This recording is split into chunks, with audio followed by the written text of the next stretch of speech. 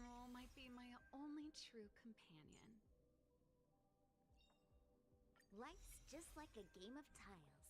You never know what's gonna come up next.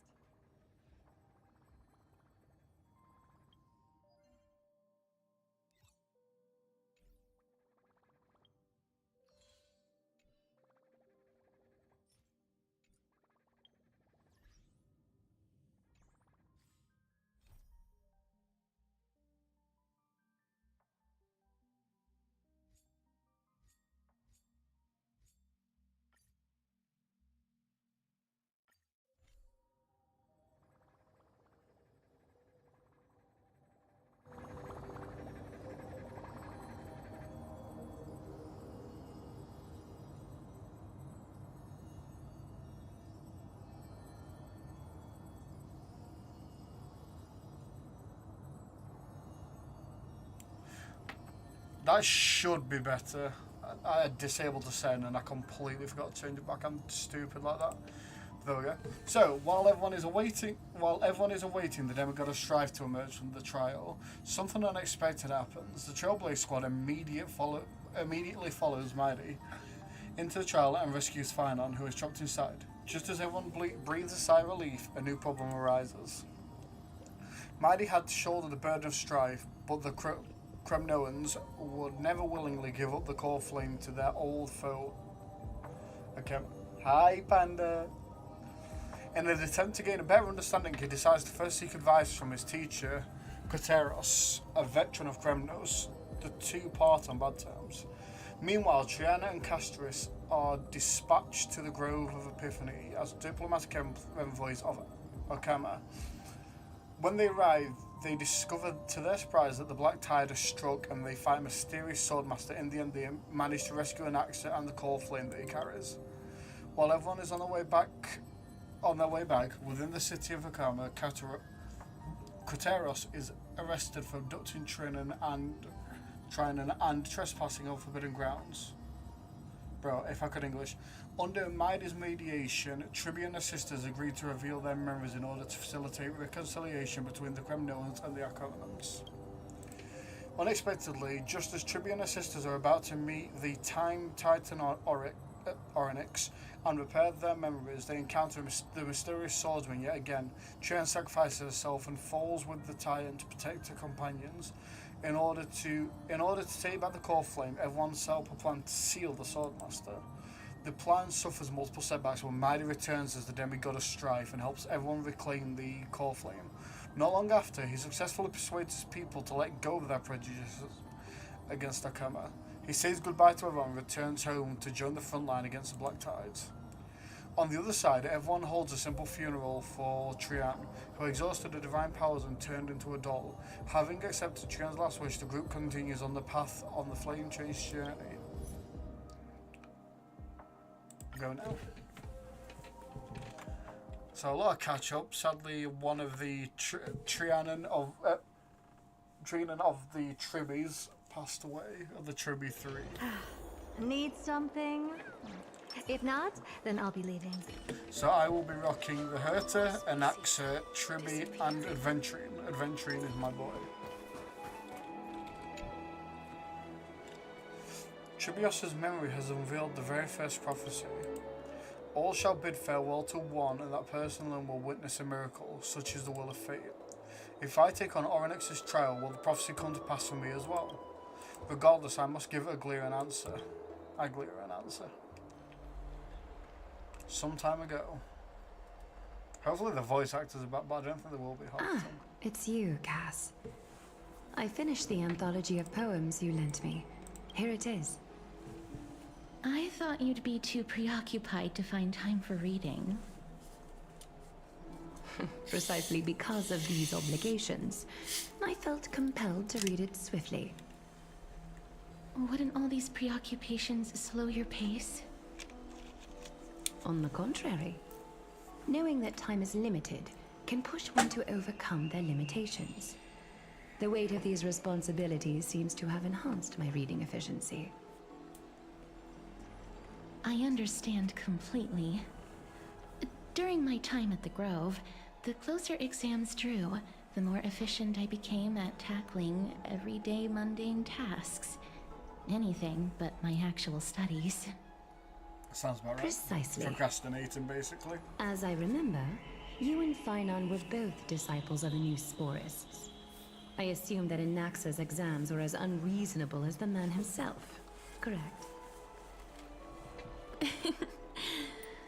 The courses Professor Anaxa taught were Introduction to Alchemy and History of Mythology. And to be perfectly honest, those two courses were the students' greatest nightmares. The history of mythology, taught by the blasphemous great performer himself. I can imagine their fear. Now that I think about it, students would often rush to the podium during class to challenge him on those blasphemous ideas. May I ask, Lady Aglaya, has your relationship with Professor Anaxa always been like this? He openly dismisses people's faith and questions the very justification of the Flame Chase journey. Our positions have been destined to be at odds. While you were studying there, I assume you must have heard of his nickname. A Dromus draped in finery? As I see it, this nickname is more of an insult to the Dromas. Despite his insufferable arrogance, I do hold a certain respect for his nature as a scholar. To remain true to his principles, he is unafraid to stand opposed to the world, and that requires considerable resolve. Anaxagoras' life is almost like a satire. As a Chrysos heir, he refuses to heed the prophecy, while he disrespects the gods. The gods have chosen him. He was indeed chosen by Circes. Is something weighing on you, Cass? The golden thread is quivering. I sense there's more to this exchange than idle chatter. With all due respect, I'd like to know what you plan to do with him. In light of his assistance in the battle against the Flame Reaver, I am willing to grant him some time to find a way to remove the core flame. However, if Anaxa decides to make any move that places us in danger, I will not hesitate to take extreme measures. Ugly the baddie. Just as I feared. The Flame Chase journey is the destined path for the Chrysos heirs. Yet he now seems more like an empty shell. Given his strong sense of self-respect, I trust that Anaxagoras will make the right decision. Anaxagoras. Still, I can't help but hope for another possibility. Perhaps Anaxa will also overcome his limitations, now that he knows time is limited. I understand your stance. Let's continue this discussion another time. But now, let's greet our guest. You're here. Does this mean you're ready to take on Orynyx's trial? We are ready. Remember me. It seems that this sacred beast is just as indispensable, given their intricate ties to the Titan. Mem. Memmy mem, memmy mem mem, mem mem, memmy mem, memmy mem. Surrendering the core flame dog is a into secret Chrysos beast. heir's duty. Your selfless assistance is deeply appreciated. However, I urge you to carefully consider the risks of accepting the trial. Becoming a demigod means forsaking your humanity. You will inherit Orynyx's divinity and bear the time of Amphorius, all on your own. From that point onward, your fate will be forever intertwined with ours, never to be separated again, until the end of Genesis. I'll be fine. Are you trying to talk me out of it? On the contrary, you are the only one who qualifies to attain divinity. Yet, for that very reason, I do not wish to pressure you. Is there a plan B? It's exceedingly rare to find a capable Chrysos heir. If this path proves unattainable, I am willing to lower my expectations. There are still many priests of Yanissopolis and their descendants in the city. If I'm left with no other option, I'll try to find someone worthy among them. Seems like a shot in the dark. If I do not descend into hell, who will? Mem worry. Memmy, mem. Don't worry, with me by your side, even if things go south, you'll be heading straight to heaven. Mem. We've come so far, and everyone is counting on you to be the hero. Mem. As for the child, you have nothing to fear. The Tides may be woeful at times, but they never caused us any harm. Myth has it that Orynyx opposes mortals, but to me, they just seem a bit timid, like a child. It looks like you know that Titan rather well. Mem. Oddly enough, I don't remember meeting them, but the moment I saw Conan, Orynyx's memories were already in my head. Memories that exist outside of your own experiences. I can't explain why, but I can vouch for Mem's words. When I was in the abyss, I heard the Titan's groans, full of pain and grievances, yet without any ill will. I trust you all to make the right call. Since you've made your decision, go back to the bath chamber and get some rest. Trinen will call for you when the ceremony is ready. It is difficult for me, as the guide, to absolve myself from blame for things to have progressed to this point. Time and again, you have risen to the occasion for Akima. Nearly rewarding you with some honeydew is no longer able to express the extent of our gratitude. It'll be fine, I do this when the dust every settles, I hope that we'll have the chance to have a long chat regarding your return journey and the curse of the sky. It's about time that we lift the taboo and discuss things openly. Agreed.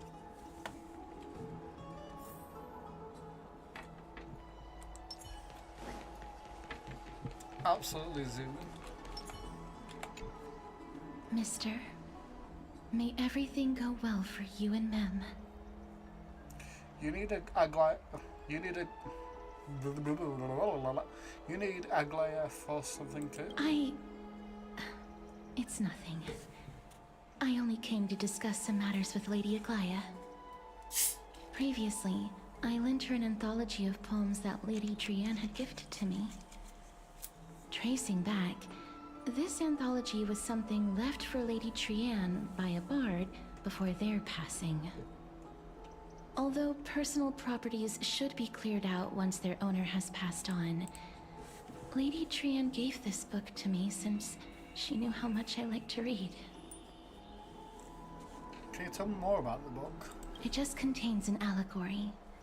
In a faraway land, in a city known as Styxia, a dragon corrupted by the black tide descended one day, swooping upon the city like death itself.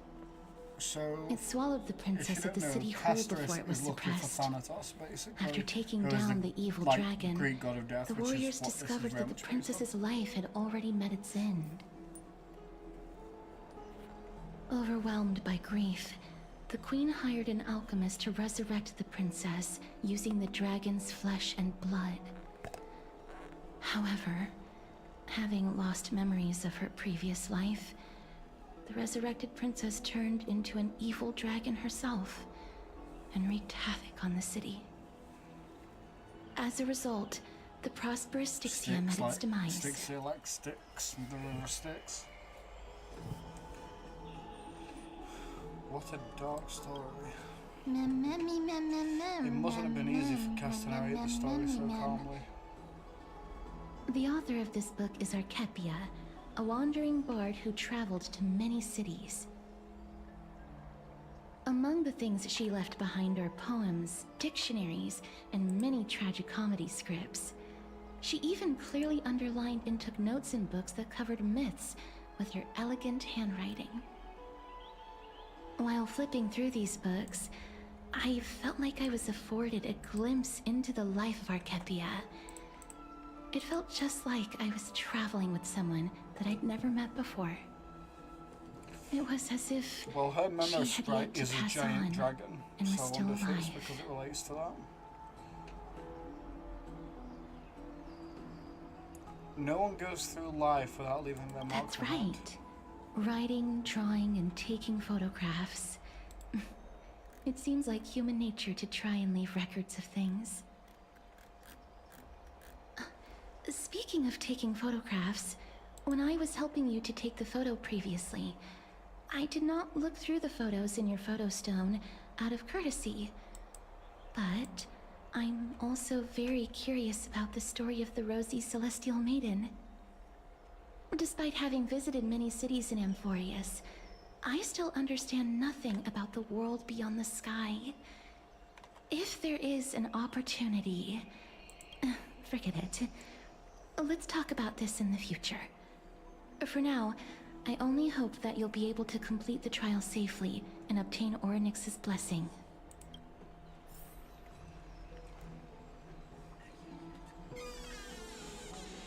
Yeah, that's Act, opt, That's it. being you. Thank you. Alright, lovely. Appreciate you. I love you lots.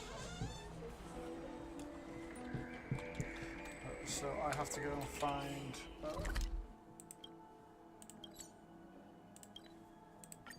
Hall of Respite.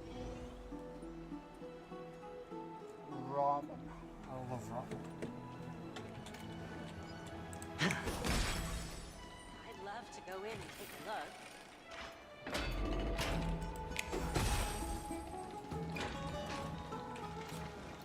Ooh. Final and Dalhang. Okay. That's so right.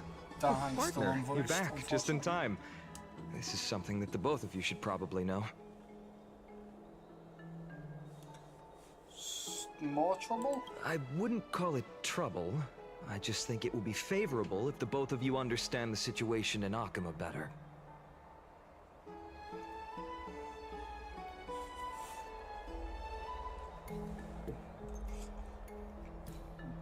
Do you remember the Council Elders that were out on our hill previously? It seems they made them Some background information for you. The Council of Elders is an authoritative body in Amphorius, made up of different city representatives. They hold legislative power over the Holy City, and are in charge of presiding over the Citizens' Assembly held once every few years. Yeah, they're pretty douchebag. This is the most important what I social event of Akima. It is highly influential, and can even affect what happens to the Flame Chase journey. So Agley doesn't actually call the shots. I have never once passed my sociology class. Tell me more about the Citizens Assembly. Sorry? Despite her vision and wisdom that spans across thousands of years, even she cannot win over the hearts of everyone.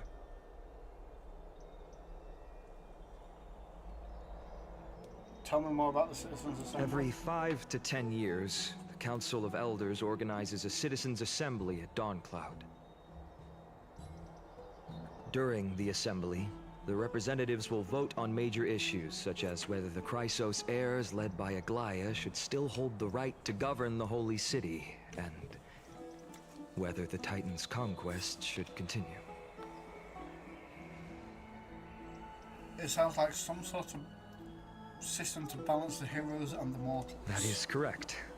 However, the problem lies in the fact that there are ill-intentioned extremists in the Council of Elders. They view the Citizens' Assembly as a way to restrain the Chrysos heirs, and hope to take complete control over the Flame Chase journey. We can refer to them as the Opposition. During the assemblies held in the past 100 years, the voices supporting the Opposition have been growing stronger in the shadows. It's only thanks to Aglaya that the Flame Chase journey has been able to continue to this day. The Citizens' Assembly is just around the corner, but this time, there seems to be a new variable to the situation. Oh. Is it Anaxa? It looks like you've realized it as well.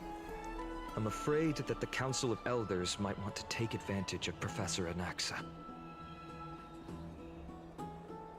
Aglaya will surely take back Turn them Cersei's against core us. flame, but with Anaxa's current condition.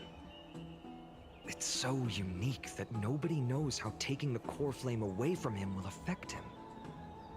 He has always been someone that is only concerned about his own research. I'm certain that he must want to escape from the monitoring of the Golden Thread and protect himself. If the opposition were to offer an olive branch at this time... You suspect that he might betray the Flame Chase journey and defect towards the Council of Elders? Anaxa has never believed in the prophecy, so technically it cannot be considered a betrayal. However, he has taught many Chrysos heirs, and has long been considered an important ally of Akuma. I truly do not wish to see comrades turning on one another.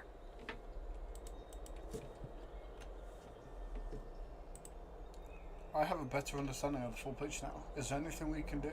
As I believe in his character, I plan to plead with Aglaya and try to buy more time for him. Then, the greatest way in which you can help is for you to know what I am fighting for.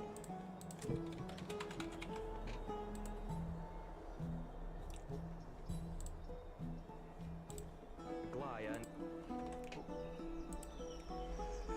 Things are piling up again. Kern and Mem are tied up with Oryx's trial, and while I'm preparing to visit the Grove to uncover clues about the world beyond the sky, let's just take things one at a time. I just want to rest right now. None of these things seem like they're going to be easy to deal with. Allow me to apologize for the fact that we always seem to be troubling you. I hope that Oryx will show more benevolence and be more accommodating. I remember that they seemed quite fond of you back in the Abyss. Go and rest and regain your strength. We'll meet at the Vortex in a few days. Oh, right. You can read this scroll if you want to find out more about the Council of Elders and the Citizens' Assembly.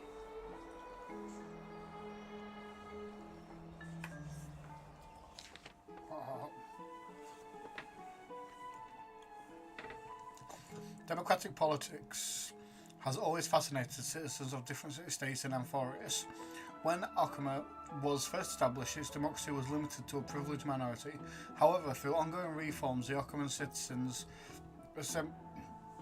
assembly took to the stage, transforming Akuma's governance into a democracy for all, where the Citizens' Assembly made every major decision. It's important to note that as the Black Tide draws near and citizens from other city-states join Akuma's political life, the precious rights of Akuma's original citizens are becoming increasingly diluted. Consequently, voices calling for reforms with the Akuman Citizens' Assembly seem to grow louder. System grew even louder. Democracy is the only one of the consequences of civilization's development, rather than the cause of development. For democracy to be productive, it must enact different rules for different societies, situations, and issues. No single rule can be optimal for all scenarios. In other words, Akuma's Citizens' Assembly system will continue to evolve as this book is written. Due to the time limitations, this publication focuses only on the current Akuman Citizens' Assembly, not its future developments. Readers should bear this limitation in mind. Citizenship, and citizenship policies of Akuma. Before examining the... I cannot read all that. That is a lot of law. And I do not have the yap to do all that. The trail feels like it's just around the corner. I'm starting to feel nervous. It's still not that soon. There are still a few more days. I feel like it's in duck that's been thrown in the deep end. I feel like... Speaking of which, I don't recall seeing any rubber duck toys in the Bath of Akuma. It seems like they only have these seals. Let's just hope that everything goes well. After all, as someone who has earned the gaze of an Aeon, you should be able to overcome the trial of a regional god just fine. We also unknowingly gotten used to sleeping with the midday sun shining brightly above our heads. Get some rest, Colonel. Perhaps a new phase of our trailblazing expedition in Amphorius is about to begin. Get some rest and wait for the trial.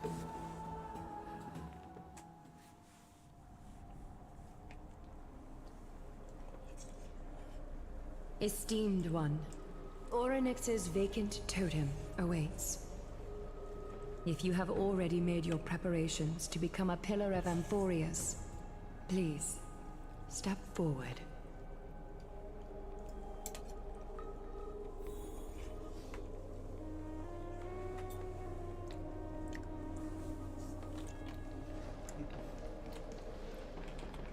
Little Gray and Mem, thank you. Your resolves cannot be questioned. We praise your pure selflessness and courage. May Kefali light your path forward. Get ready to assume Orynyx's divinity, Trailblazer. Hell yeah. The divine position of Orynyx has already been vacant for some time. We can feel the space of the trial closing. As there isn't much of their soul left, we'll have to complete the ceremony before their soul completely dissipates. Nice. I've gotten used to fighting fires.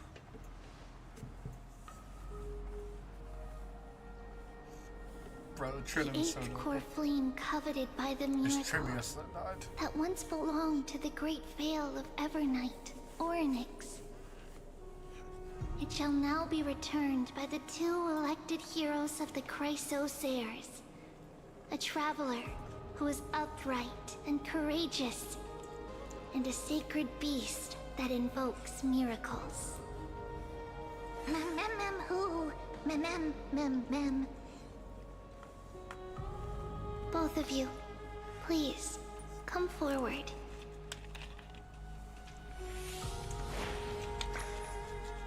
Recite along with us.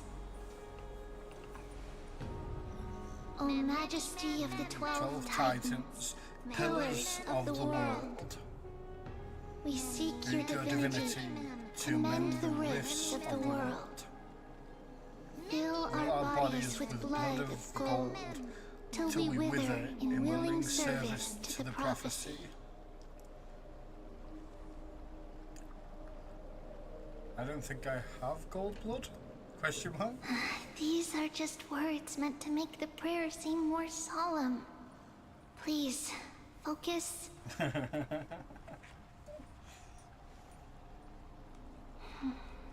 And surrender the core flame.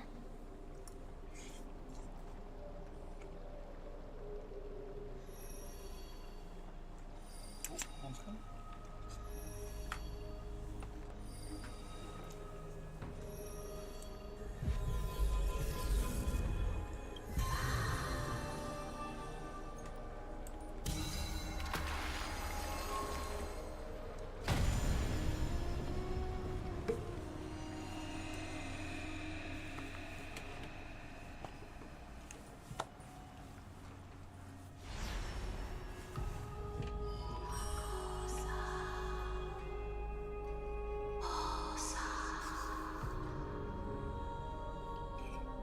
Orynyx. Their soul has been waiting for a long time. Perhaps they're also quietly waiting for the arrival of their successor. Wait for my return, my friends. I love all of you.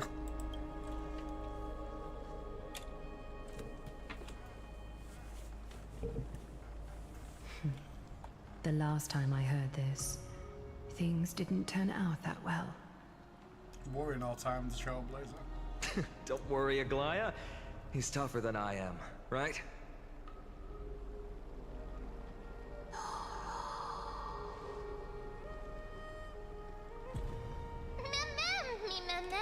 Mem.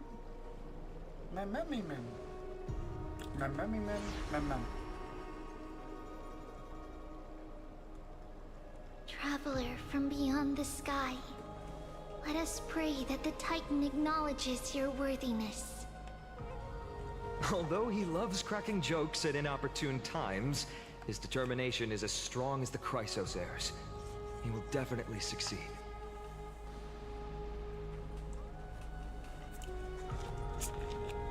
While he's away, I would like to have a chat with you, Aglaya.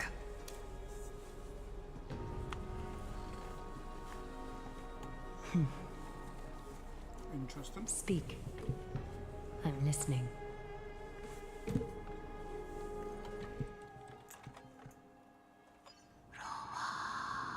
Titans moments.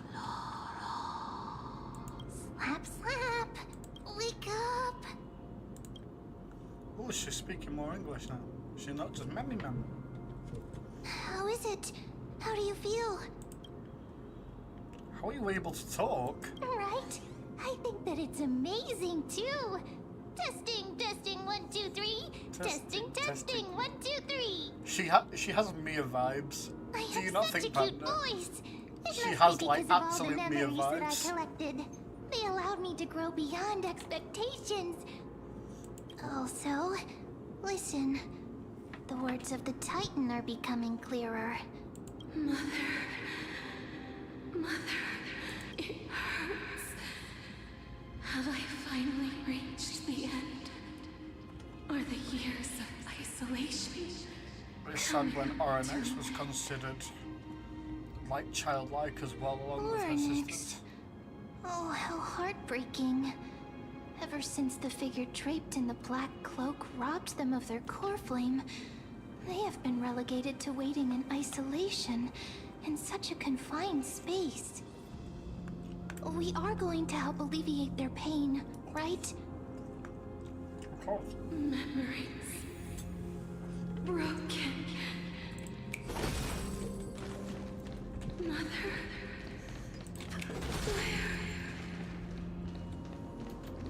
Mother? Who are they calling out for? I'm assuming it's the Eon.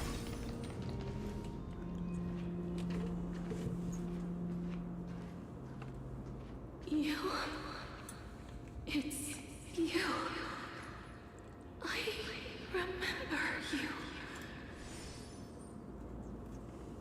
Skyfather has gazed upon you. Mother is calling for you.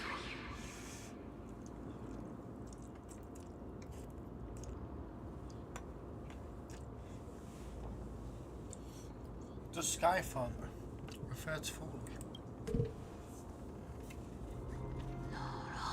Titan's memories.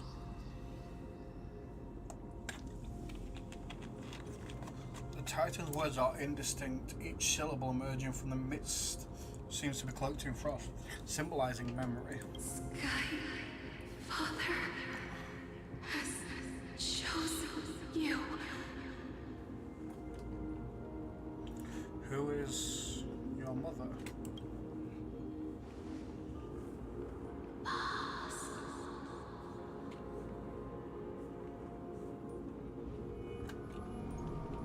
A majestic voice pierces through the golden mist, reaching the unseen mountain walls in the distance, reflecting and returning to your ears as an echo. Within the echo, you seemingly could make out the cry of a baby. Mother is no longer responding. We've come to you because of something important. Forgive me, I'm just gonna pull that up. Something important. An important matter. Oryx, listen to me. Aren't you tired? Throughout the long years, you have always been protecting the fate of Amphorius. Each time people draw strength from within their memories, every single ripple falls onto your shoulders. There's no need for you to bear this any longer, Oryx. From today onwards, someone else will bear time on your behalf. This is why we have come. Freedom. Freedom. I want freedom. Oh, poor child. Everything will be fine. Let us help you. You can have a good rest now. Poor Oryx. Leave it to us, Titan.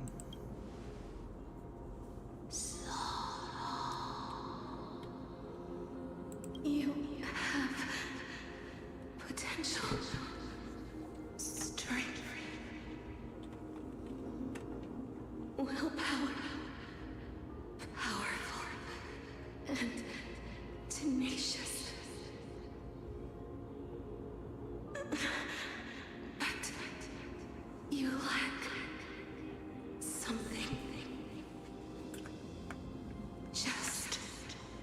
one thing. Lacking something. What is it?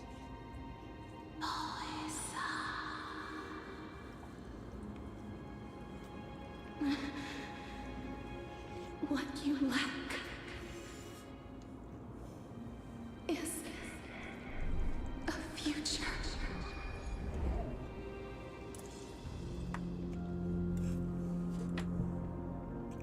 I don't have a future.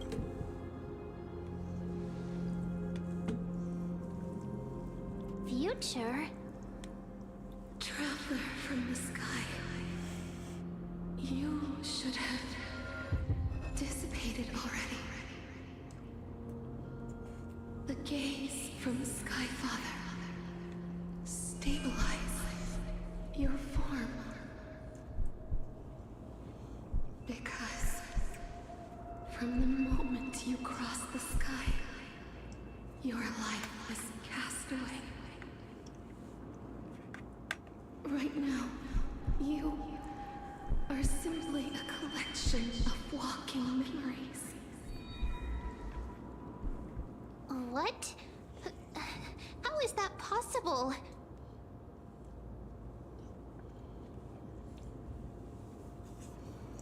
Do you mean that I'm already dead?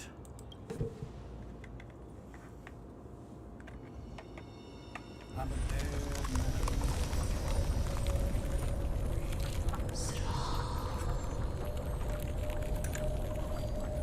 The space is collapsing. Someone must inherit the authority of time. If the pillar is lost, the laws of time will collapse. Emborius will succumb to eternal disorder.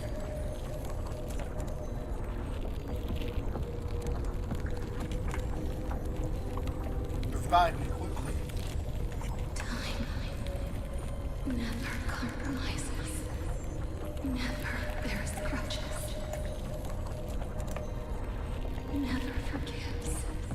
Never makes a choice. Child of humanity. Titans. Mother. Sky Father. That ramen was beautiful. Time restrains everything that exists in this world. Orynyx's divinity is dissipating?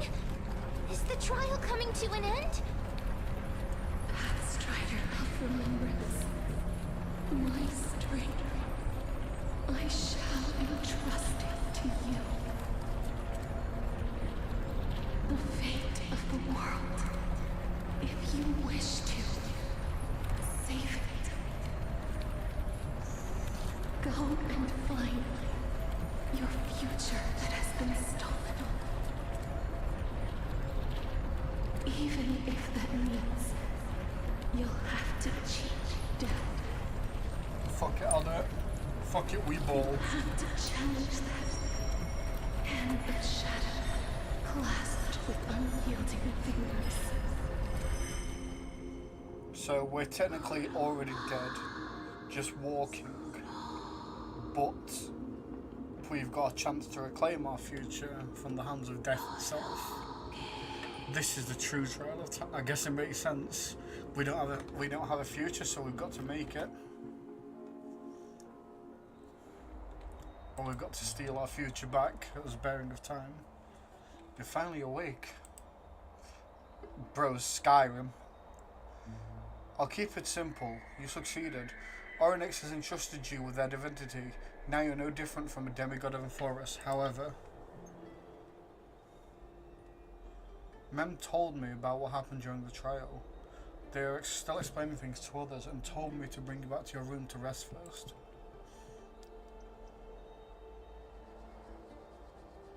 Don't sigh, Dunhong. There's something that I've never told you. When we landed on Emphorius, our car was pierced by Nicodor's lance. Do you remember, back in the ruins of the Abyss? This is what I said. You passed out when our car got hit. I blacked out too, but not before dragging you out. It's a good thing we were in the car, or we would have been crushed to pieces. Actually, my account kind of made light of the situation. What actually happened was much more complicated. You were severely injured back then. With several wounds still bleeding profusely, I struggled to carry you out and used the last of my strength to stem the bleeding. But then I was also hit by a falling rock and lost my consciousness. The last time I checked, you still weren't breathing, but when I regained consciousness, I saw that you were alive and full of energy, so I never brought this up again. For fuck's sake. Haha, so you were knocked unconscious by a rock. Bro, at this really serious moment, our character's like, you got hit by a rock, you fucking nerd. How exactly did I come back to life? I'm not sure whether the gaze of Fury has anything to do with this matter, but according to the Titan, you are living in the form of a memory right now, just like those objects of the past in the Miracles of Oryx. Perhaps memories the anchor that ties you to the present, but I'd assumed that they couldn't stray too far from you, but the truth might be the exact opposite. Cry for me. Stellaron, do something! What should we do next? It's not time for us to despair yet. There must be a way to save you. Oryx mentioned finding your stolen future and cheating death. Considering Maida's indestructible body, it seems to suggest there is some kind of miraculous power in Amphorius that can even reverse death. The key seems to lie with the Hand of Shadow, whereabouts are unknown. 1 second. Hey, are you alright? I heard you two talking about Thanatos. Cass is also very concerned about the warning. She has left the vortex and returned to the garden. Shall we go and look for her? Thanatos is the Titan that Cass has always been looking for. Regardless of whether there are any clues, there's probably no one else that understands death better than her. That's true. Let's do that then, Colonel. Oh, right. There's something that I have to tell you. The Chrysosaurs already know everything that has happened to you. I was too worried, so I told them everything. Please don't hate me, okay? I completely understand it, then. I completely understand.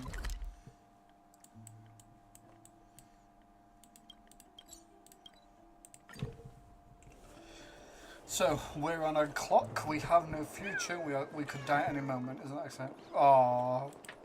I love the chimeras, they're so cute, bro, and the seals. So look at the chimeras.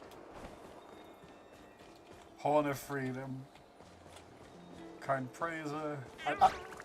They're so cute, bro. Career standout, slacker, and absentee freak. Mister, I'm right here. You hear soft steps coming closer, one step at a time. Please stay there and slowly turn around. Sus. For some reason you feel you've seen the scene before. You won't turn your head, but you glimpse a dash of purple pushing back your face, and then a chill seeps through your skin, spreading your veins. Thump, thump. Your heartbeat begins to slow. At this moment, I just want to close my eyes. Remembering the near-death experience, I stay on guard. Spin around immediately and give Cassius a scare. Remembering the near-death experience, gotta stay on guard. Your vision blurs and cold reality fades into purple ocean. And then... Please pardon me. A subtle fragrance of an unknown flower fills your senses. Its sweetness making you forget the need to breathe. You realise you're still alive. No, to be more precise, your death was not thorough. The coldness of the initial touch dispersed as quickly as it came. Replacing it is a touch of fingertips and a tremble born of trepidation that originated from a certain lanky arm. Her quivering finger gently brushed against her cheek, causing a faint tickle. Just as I expected. I cannot feel anything. So we're not associating. Am I really dead? Back at the Grove, I was puzzled as to why you were not affected by my curse. I thought that it might have been the special ability of a traveler from beyond the sky. Never did I expect that this would be the true reason. Because I'm literally a zombie. I'm sorry. I should have noticed that something was amiss earlier. To be fair, she had no anecdotal evidence to go off of to say Mister, if my abrupt behavior just now offended you, I hope that you can forgive me. I'm just thinking, if your soul has really left your body, as a mortician, I might be able to trace where it has gone to. that is true. Cass, did you find anything? My apologies. Not as of yet. Perhaps I have overestimated my capabilities. Or you've just not been able to unlock it yet. But, Mister, would you be willing to let me try again? This time, I'll increase the area of contact slightly. Perhaps the result might be different this time. Let's do it. Agree. There's no harm in trying I again. have never touched the living in this way before. If my actions are in any way disrespectful, I hope that you can forgive me. Castress once again places her palm on your face. Her shivers calm somewhat this time. Did you discover something? I seem to have caught a glimpse of something. Your soul is currently roaming someplace and cannot find a way to escape. So perhaps we were touched by But Thanatos and it's in perhaps Death's realm. it might not be a bad thing. If your soul is still wandering around, it means that we still have time. We have a chance to find it before the fingers of Thanatos sweep everything away. Clues. Just a few more. I need more guidance. Ah. The connection has been severed. With my strength, I'm not able to trace it. Which means Thanatos might It was have his me. hands in his I denying was a little capacity. too hasty. Don't worry, mister. Although we currently have no leads, I will do my best to search for the whereabouts of Thanatos, bring back their core flame, and personally return to you the life that you have lost too soon. I know that I'm lacking in confidence, but I hope that you can keep this promise of mine in mind. Before I manage to deliver on this promise, please do your best to hang on. Amphorius needs you. So what now? Do we live on bravely? I understand. Lady Aglaia and Lord Finon are currently discussing some Well, matters in currently the I'm the past. Titan of Time, so They're it's worried about you too. pretty important I If don't die possible, here. please go there and let them know that you're well. Although, I don't actually know whether your current situation can be described as well. Also, please accept this Styxian fable. Reading can help one to focus and relax. I don't like that they're always like, yes, I just hope return that to the reading baths. this Like, can help tide no, you through this let me be difficult proactive. period. I'm fucking dying. I don't want to go and rest. I don't need to go rest. I need to get out there and kick some ass, motherfucker. God damn. More and more species. I don't just say, yeah, you're terminally ill, but you're completely healthy, but you shouldn't do anything just in case. No. Tell me to get out there. Let me have some impact and fight for my survival. Don't just tell me to go and rest while everyone else does it. The Trailblazers never done that, so stop fucking saying it. Bro.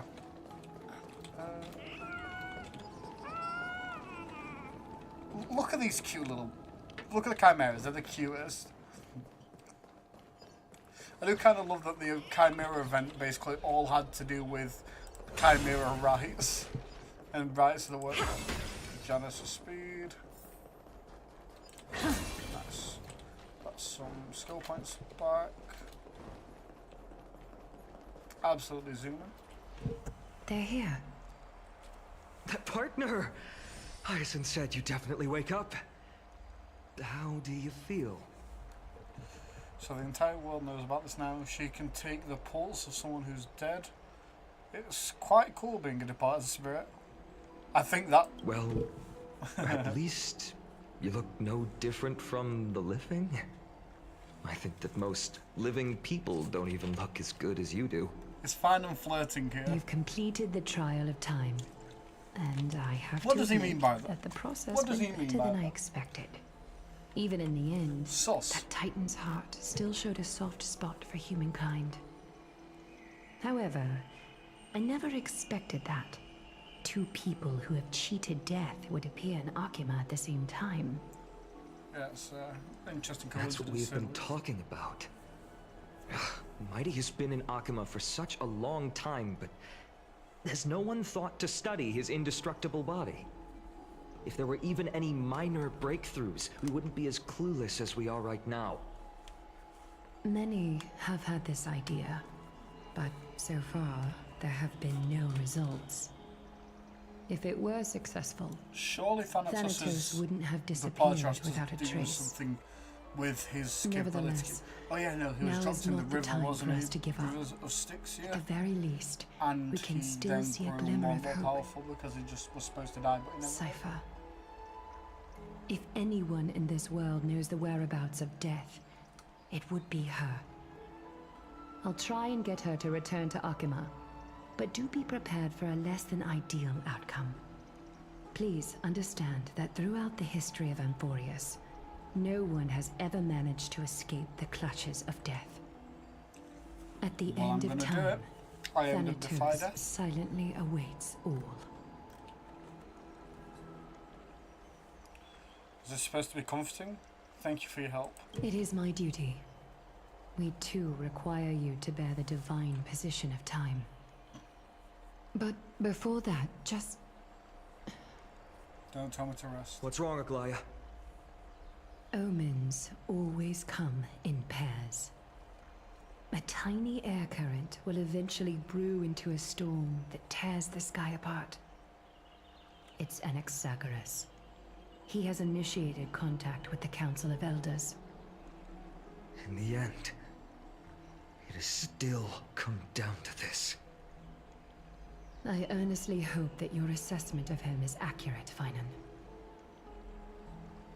Otherwise, the efforts of my teacher and I of the past millennium might be reduced to dust because of that great performer.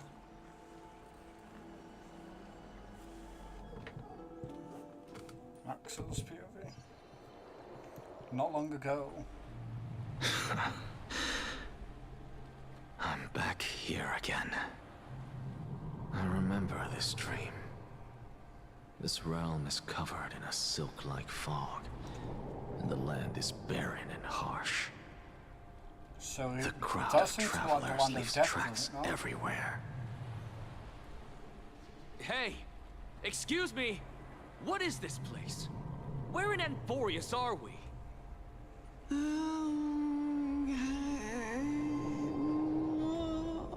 Boz?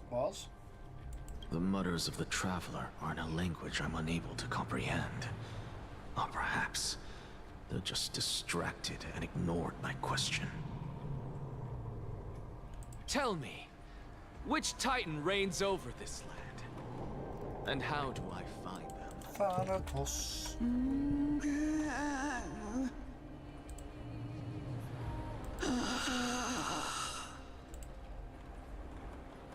Hand of Shadow. Hand of Shadow Thanatos. Could this possibly be the Netherrealm? Not Netherrealm. So it's not the Netherrealm then. Then where is this? River of Souls? The outskirts of the Netherrealm? Are you heading downstream toward the Netherrealm? The Netherrealm. Nothing but an illusion. Titan rejects you, me. So Listen. can't die and I can't die. What? And Thanatos is The rejected. traveler I lifts guess. their wrinkled fingers and remains silent. I look in the direction they are pointing and listen closely. There. A massive shadow brought the sound of rushing tides. The sound of tides. I can hear it.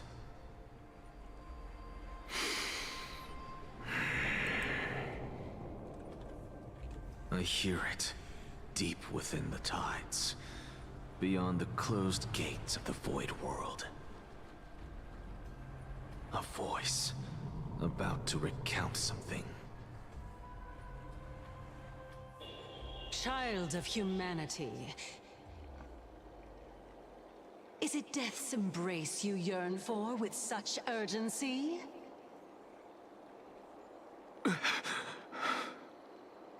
Oh, you have awoken. Welcome back to the mortal realm. Your consciousness is dissipating much faster than I expected. Ultimately, it seems like the Titan's core flame is incompatible with a mortal body. How much longer can my consciousness remain in the mortal realm? In my estimation, at best, you'll see 15 more entry hours. 15 days and nights. What is it? Are you finally starting to become attached to the mortal world now? On the contrary, 15 days feels a little too long for solving a singular problem. Stop giggling. It's time for us to go. The messenger from the Council of Elders is almost here. Let me ask you one more question. Are you really planning to betray Aglaya's will? What betrayal is there to speak of when I was never loyal to her to begin with? What about that white-haired student of yours? Acting so recklessly, do you not care about what might happen to him? There will be a price to pay for blind faith. This is also a lesson for Finan. You truly are a strict teacher. I can run around Of course. because I have them as well. This is how I've always been.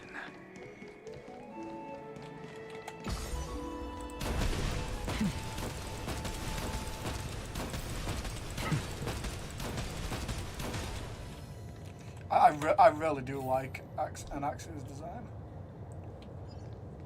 Excuse me.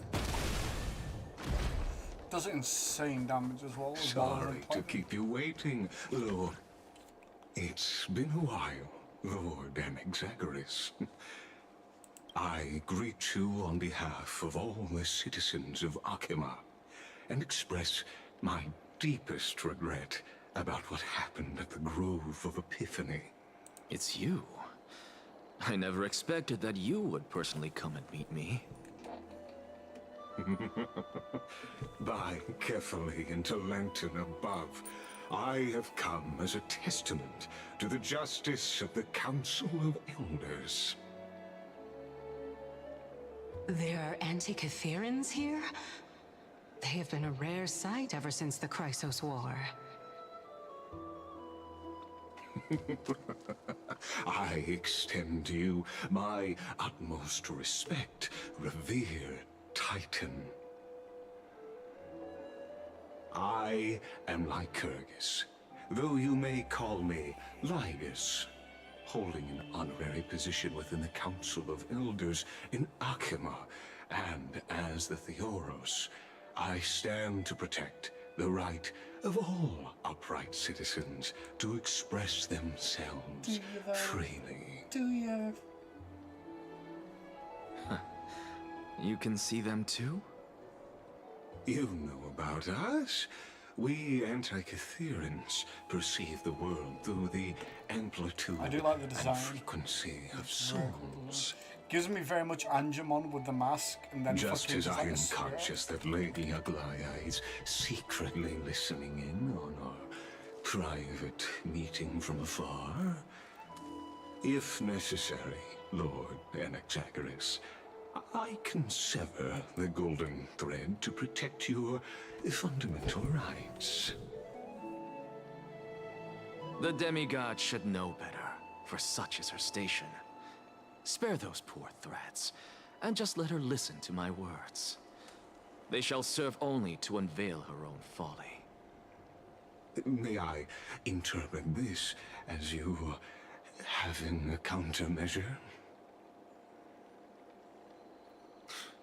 I need not any plan, because she can do nothing other than petty espionage.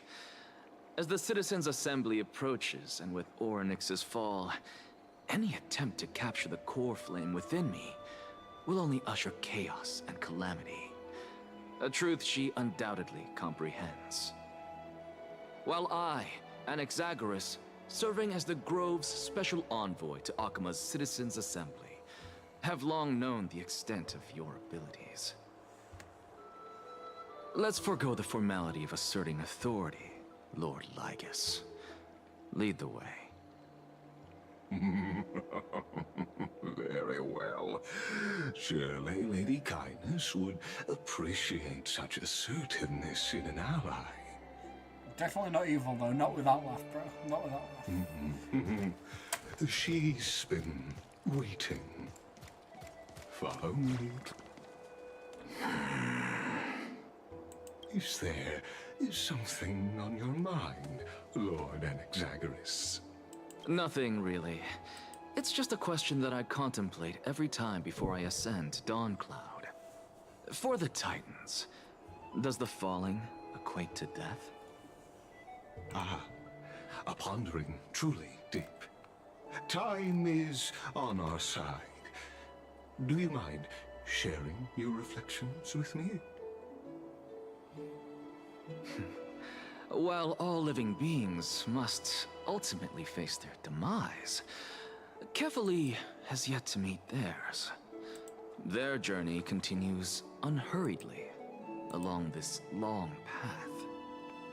Are you suggesting that Kefali may not have truly passed? Yes. For dying implies an ongoing process, an action. Whereas death signifies a static state, a definitive termination. In contrast to mortals, Titans exist on a grander scale of space and time, thus elongating their passage into death. The notion of their So fall their death might occur is over but a an area, misinterpretation born rather of than, mortal like ignorance. days or months or instants. Ah, an intriguing concept, albeit challenging to substantiate. After all, Kefali has maintained a profound silence ever since the era Arasa, while scholars and priests alike have conveyed the message of the gods' imminent fall. Perhaps the gods in their arrogance deemed it beneath them to reveal their perspectives to mortals. Could you elaborate on your statement? Circes, the kin of the Sky Father as recounted in myths, now resides within my brain. Were I to inquire, Kefali would have no cause to refuse. Oh. That very well could be true. But what if the world-bearing Titan still chooses to remain silent? In that case, the myths crafted by the people of Amphorius are nothing more than pitiful jests. It's worth a try. I believe, and I'd love to witness the fruits of your theory and the change it may bring to this imperiled world. Because I completely concur with you on this aspect. If the Titan has indeed met their end, any response from them would be impossible.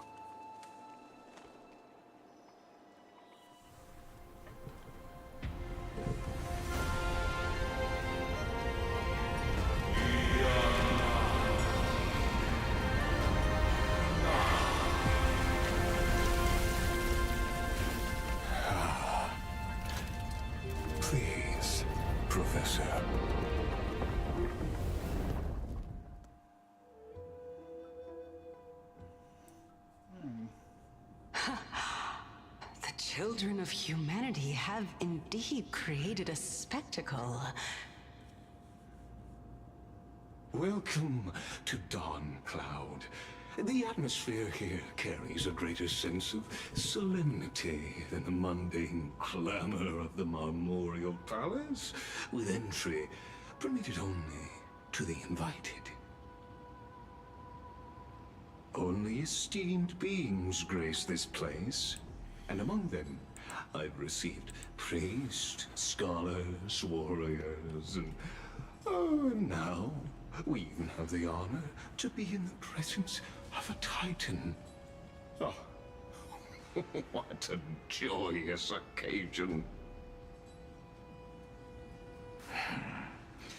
Once deemed a blasphemer, now a surrogate for revered divinity. The honor should rightfully be mine, shouldn't it? I'll notify Kindness and the others of your arrival. Kindly wait for a moment. So, in the meanwhile, you're welcome to explore the vicinity, but kindly remain within the guard's view. Delaying the crucial meeting is something none of us wish to see, I presume. Then stop yapping so much and go. I'm well aware of Kindness's methods. There's no need to emphasize that. As you wish. Your cooperation is much appreciated. Time we should hurry up and get to this meeting. Also, them yap. Alas, I had hoped for a brilliant plan from you, but it turns out you just left one cage to enter another. Save your concerns. I know very well what I'm doing. I shall depart to explore the surroundings then. Now that I look around, I wonder if there are any murals bearing my portrait around here. I'm quite intrigued to see how the children of humanity beyond the grove perceive another Titan. Off you go. I won't be joining you. This Titan appears to be quite at ease. I should investigate the Council of Elders' recent activities first. Be aware, I can hear you perfectly well from here. She's still in your head, bro. She's still in your head. They're basically feeding Johnny Silverhand. They're basically dying, but also still very much so. Can't jump.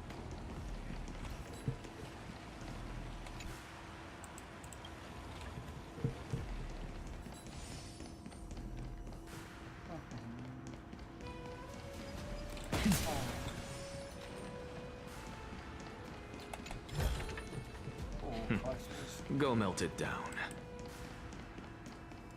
I'll have to keep an eye out, make sure I'm getting all the collectibles I can. Saving Professor up for saving. Nexa! Over here! Celestial Ambrosia.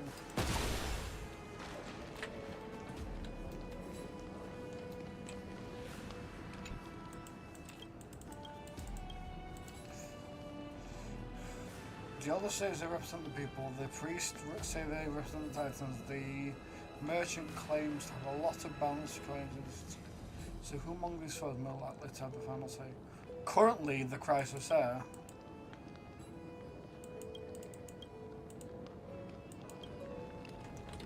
So then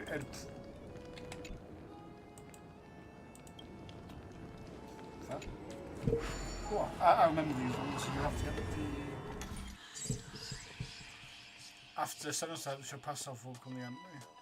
So my pass self has to step onto... on a step there, right? Okay. 1, 2, 4.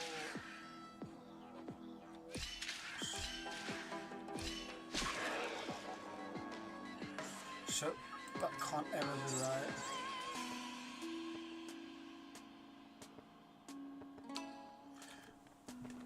So when it's there, I want to be here. Or when it's there, I want to be...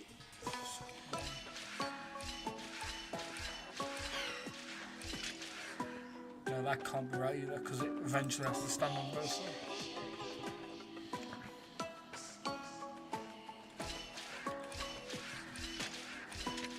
It's probably, yeah, it's probably something.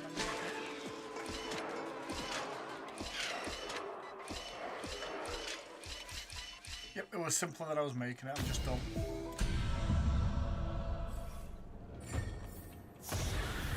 I do like it.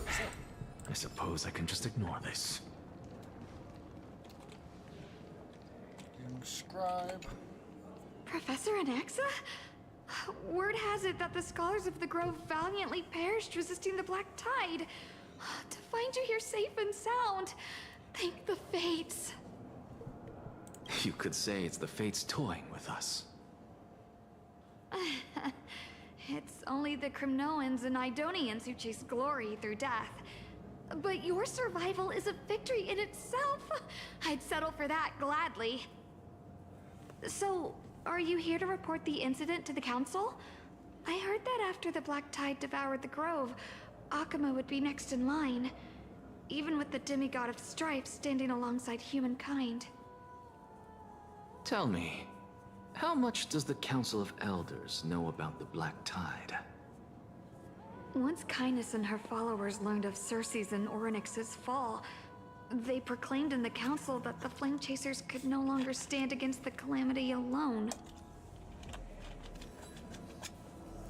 Yet, when the Crown Prince ascended to godhood and repelled the Black Tide, she immediately altered her tune, declaring that all was resolved beyond Akuma, with the only remaining menace now being Aglaya and her adherents. They might well make their move at the upcoming Citizens' Assembly. No surprises there, those shifty opportunists. Thank you for your honesty, virtuous student. Being an opportunist could very well be a facet of wisdom. True. Shouldn't you be searching for murals of yourself? I've had enough of your prattling. I was really curious to see how you would find the middle ground between both factions, so I came to listen in. But it seems as though this Kindness is much more ruthless than Aglaya. If so, why do you want to work with her? Could it be that perhaps you've decided to readily surrender this hollow shell of yours? Just because you feel like death is fast approaching? Maybe. I'm afraid you'll be sorely disappointed if that's what you truly think.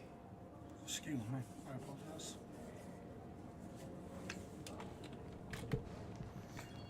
Just absolute Pigatron so we can sprint.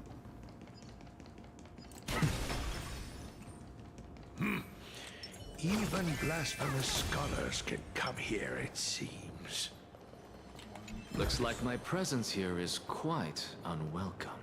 So I'm fucking terrible at these, so you'll have to forgive me. I cannot...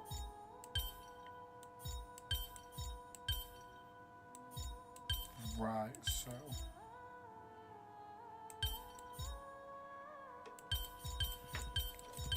I'm, like I say, I'm absolute dog water at these.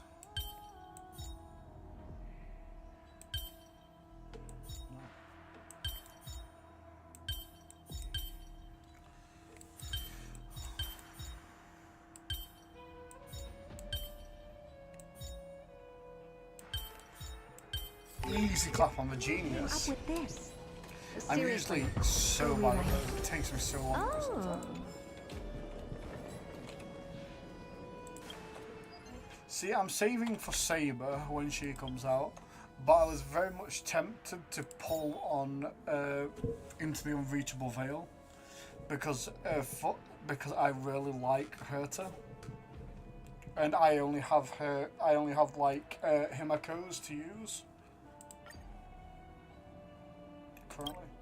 But the issue is if time of a flower, which I believe is, I want to say that is probably Trivis.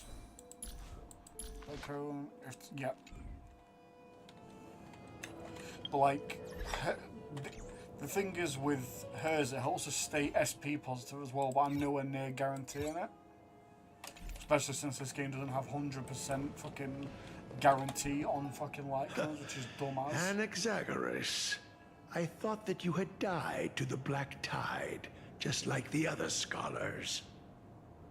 As Kephales's priest, are you not aware of the decorum of respecting the dead? Surely you jest. You blasphemous heretics are not worthy of respect from the Supreme Being.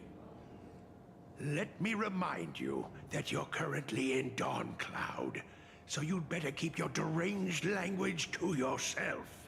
I am no longer that altar servant from years ago, who could only acquiesce to the commands of others. Now, I have plenty of ways to deal with people like you. What does he mean by I'm not sure whether I should laugh or cry right now. I can't believe that a follower such as you could have been made by a creation titan. As I see it, a dead titan can't provide you with this level of confidence, right? Then who is it exactly? Could it be kindness? You. Seeing how fond of you Elder Kindness is, I shall let that slide for now. I'm gonna kick Kindness's Leave ass. immediately, and don't impede us from receiving the Supreme Being's blessings. Seeing as we were able to hear of this matter from the mouths of others, it seems that kindness is indeed quite sincere toward us. Perhaps this affair will proceed smoother than I had anticipated. Oh my, what a thrilling confrontation. As expected of one of Kephales's followers. Are you praising or insulting him? Praising him, of course. As a believer of the God of Deliverance, it is only natural that he detests evil. Didn't you hear me? I asked you to leave. Go as far away from here as possible. Don't mutter to yourself like some sort of madman and disturb my meditation. I've had enough of this. Could the 15th entry hour arrive any faster?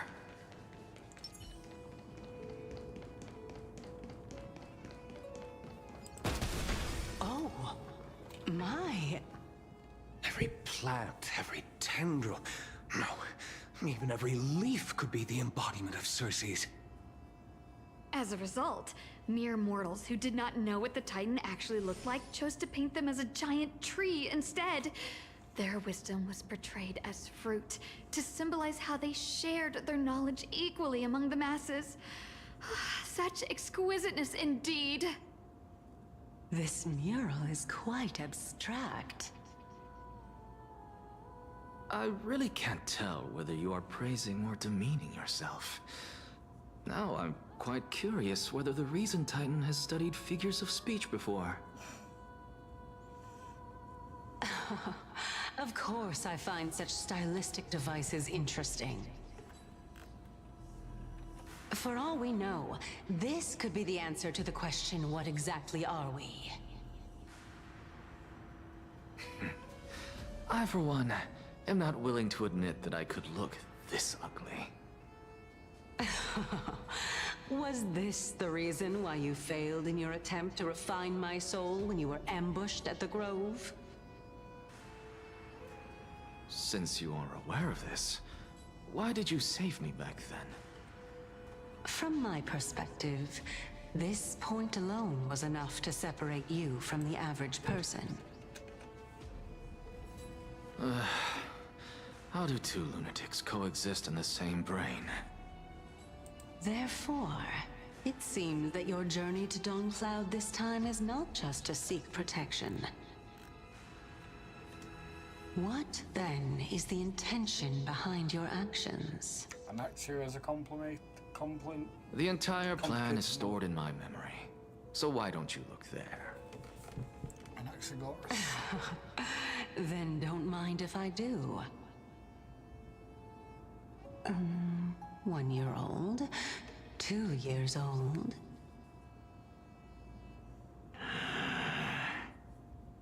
Oh my! Even a member of the preeminent Seven Sages must hug his droma stall to sleep? How interesting. Cersei's is a menace, bro. That's enough. How unusual. Your soul is actually trembling. This must mean that behind this toy hides a secret that nobody knows, right? Since our days are both numbered, I don't mind telling you more about it. This is a present that my sister gave to me. It's a doll that was made to look like our family pet. So there are other members in your family, eh? Are they also living in Akama? Don't you just love to pick through my brain? Go on, continue flipping through my memories. It won't take long. You'll discover the answer when you reach the memories of when I was 5. Oh, the black tide is everywhere. I can't bear to look. When I was young, I couldn't accept this outcome either. Georios, Aquila, Kefali, and you, of course. Although I prayed to every titan that I could think of for help, my efforts were ultimately futile. This...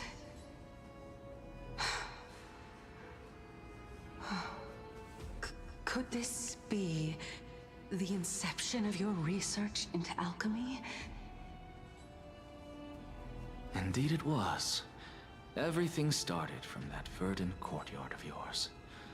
When I was pursuing my education there, I naturally also came to learn of Thelesis' theory as well.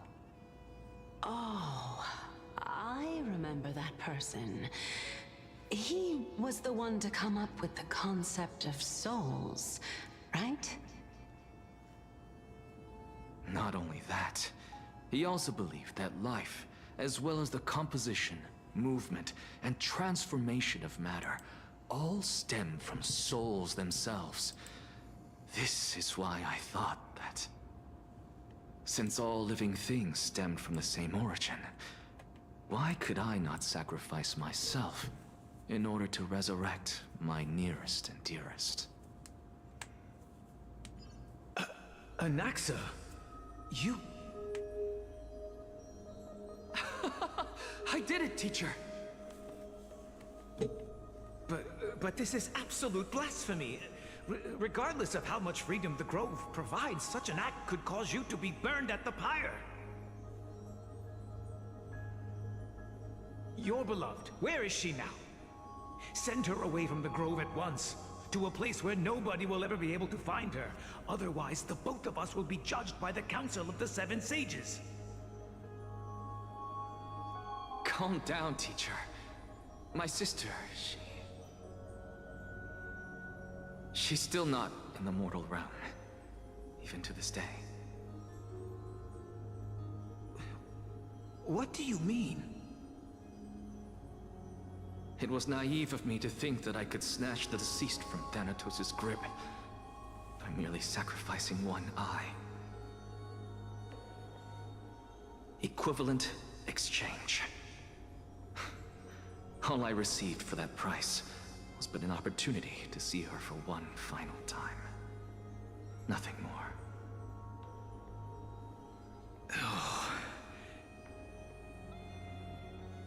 Let it go, Anaxa. As one of my best students, I cannot watch you go down the wrong path without doing anything to stop it. Never do something taboo ever again. Don't disappoint the deceased, and never harm yourself. If you can do that, this classroom will still be yours, and you'll have a chance to live out your own life. He wanted to fully sacrifice himself to try and bring his family back. Since I was able to see her one last time, I have no other desires. You're right, teacher. It's time for me to start a new life. I am sincerely glad for you, child. Now then, what topic would you like to study? I wish to continue Thalesis' research. Continue the research into souls, but you know that the Grove has long since understood his philosophy like the back of their hands. Even if you continue digging into this subject, your efforts will likely be futile. But no one will know until the true explore. No, teacher. After my fleeting glimpse of the deathly fog, I finally understood a single truth. Since ancient days, our understanding of the souls is but the tip of the iceberg. I may have lost an eye, but my view of the world has become clearer than ever. I have grasped the truth with my bare hands. Watch as I turn this farcical world upside down. Absolute kingship. Who would have thought such a secret lay concealed beneath that hefty eye patch of yours? However, this story doesn't seem to be connected to your plan. In fact, I'd say that they aren't related at all. The answer lies within the tale. If even you cannot understand it, perhaps you should relinquish the divinity of reason to me. After all, it'd be a waste for you to hold on to it. My story ends here. Now it's time for you to tell me your secret.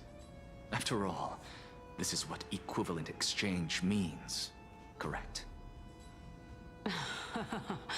As expected, you laid a trap for me to step into.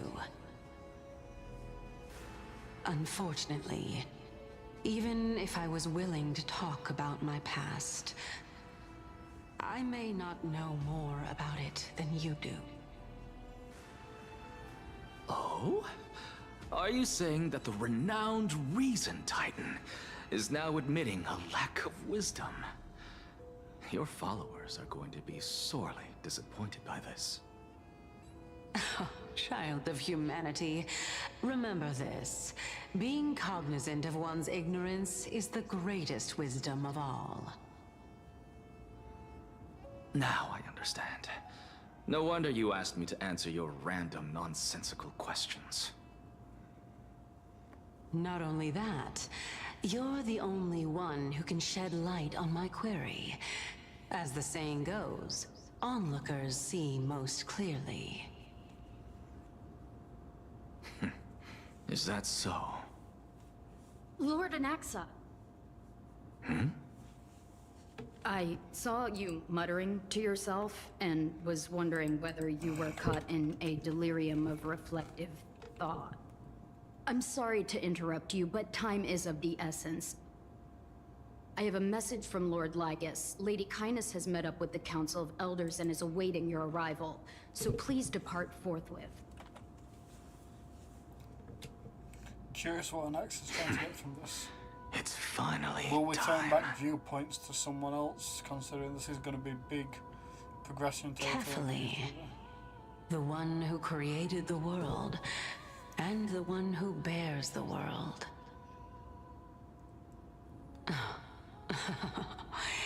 If you truly have not met your end, how will you answer the challenges of those who defy you? I didn't expect you to agree to Lady Kindness's invitation. What a wonderful turn of events. To tell you the truth, there are many people who hold grudges against— Isn't that the Dromas draped in finery? Avoid his gaze. I don't acquaint myself with blasphemers. Don't worry. He's too full of pride to pay us any attention. Your nickname is Dromas as well? You must really like those creatures.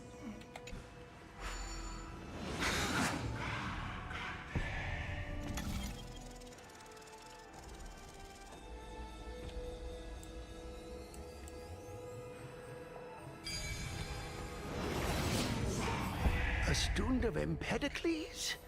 I hear that his views run counter to the Venerationists. This is what being a scholar is about. A collision of ideas only occurs when there are differences in beliefs, and it is such collisions that lead to progress. Yet, in my view... Lord Lygus and Lady Kindness are just ahead. Why does it make I'll take my leave for now. I was walking and then I missed half the dialogue because I was walking. I wasn't even full running, bro. Like, they should make it so this dialogue carries on. Oh, fair enough.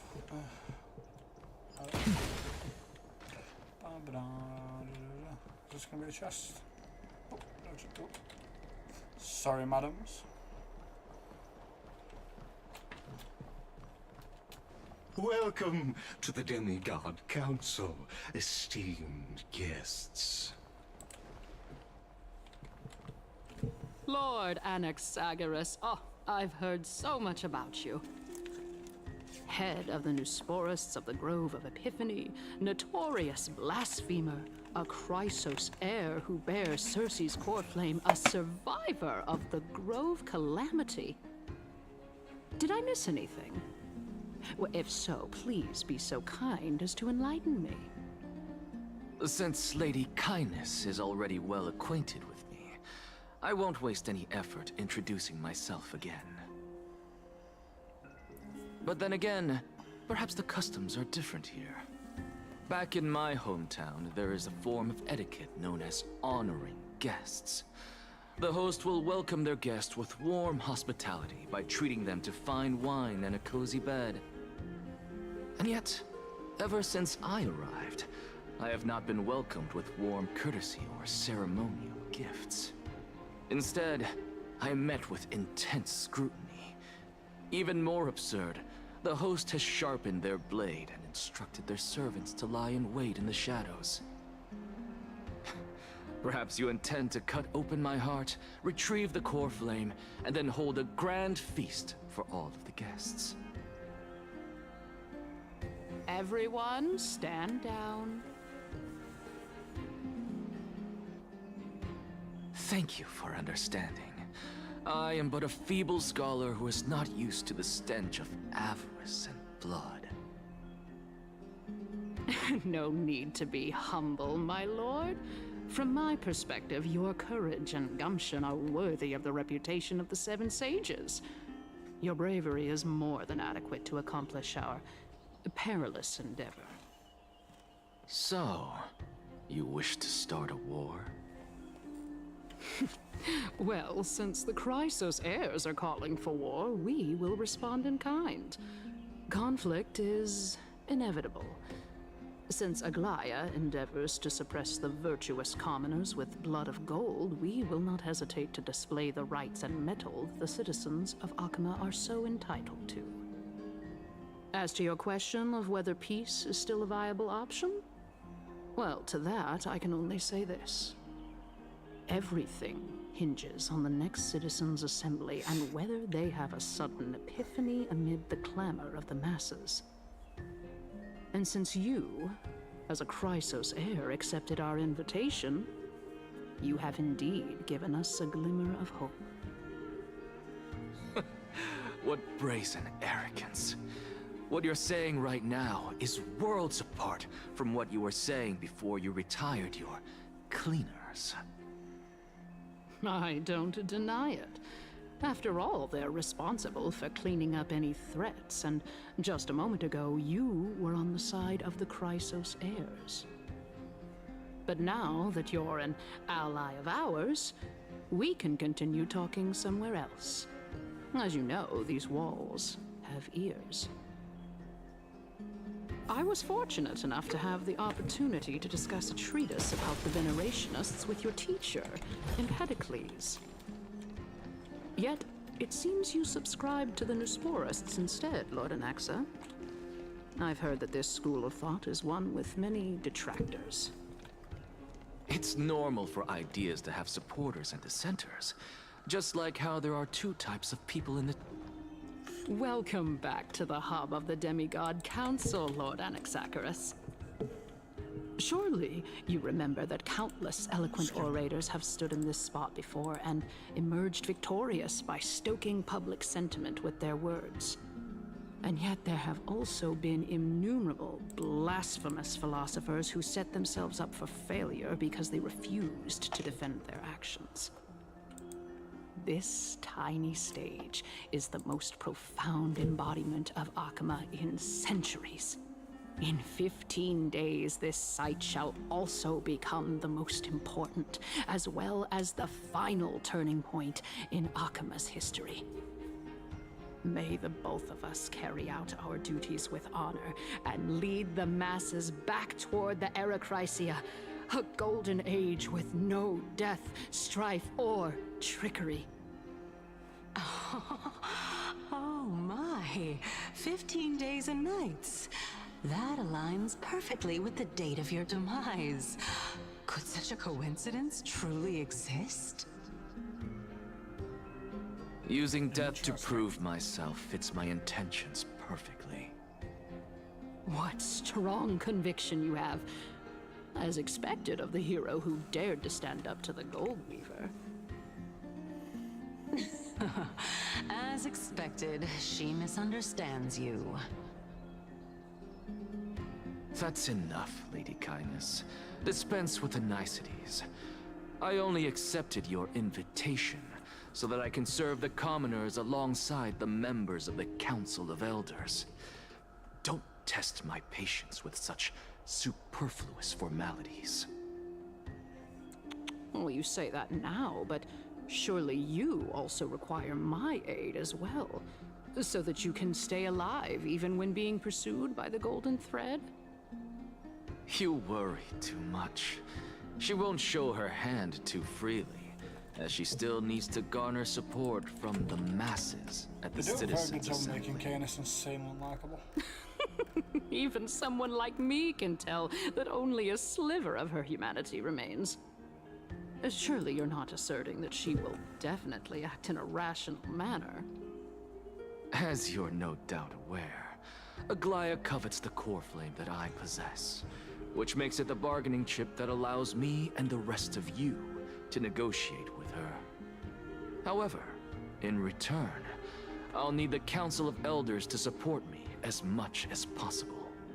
Naturally, this includes the guards as well. You're well aware how valuable Cersei's core flame will be in the Erechrysia that you are desperately pursuing. Talk is cheap, so you'd better act prudently as well. I understand.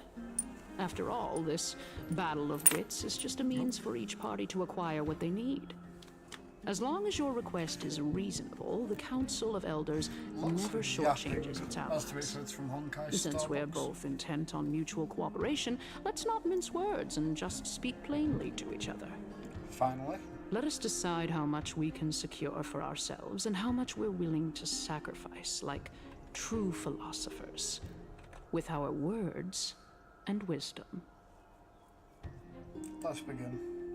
Continuing from the earlier topic, let us discuss our common enemy, Aglaya. She is the second most experienced Chrysos heir across the whole of Akama, who has gradually lost her humanity to the ravages of time and the ablation of the core flame. A formidable opponent indeed. Admittedly, there is ample reason for her to take your life. Yet your previous reasoning is quite sound. As a seasoned political animal, it's unclear whether she will actually cross that irreversible boundary. I mean, you've killed Moreover, people, she so- still needs you alive so that the Titan's trial can be completed. Is there anyone present who can swear by the sacred vow of Kefali and guarantee that you weren't in league with that woman before coming here? Are you just trying to pull the wool over our eyes and aid her in her savagery? She just needs vassals who will do her bidding without... If Aglaya required a suitably intelligent Chrysos heir, then I'm the best fit for her needs. However, It's quite evident that she has no need for a Chrysos heir who could break free of her control at any time. Since I believe in neither Titans nor the prophecy, there's no way that I would willingly walk on the path that she extols. Given how rigorously she enforces her principles, how would she ever accept a heretic such as me? I understand what you mean. At the very least, the both of us agree that this tyrant who wallows in extravagance and greed is the greatest threat to achieving peace in Akama. The Council of Elders is willing to defend your right to live, just as we defend every oppressed citizen. However, I regret to say that sentiments in favor of the Chrysos heirs and Aglaya are only growing in magnitude. The peace that we are aspiring toward, as well as everything that we hold dear, will be destroyed completely. The city will be burned to ashes, and the citizens' blood will be shed. Tell me, what are you willing to do for our esteemed citizens so that they can vanquish the enemies of our fine city?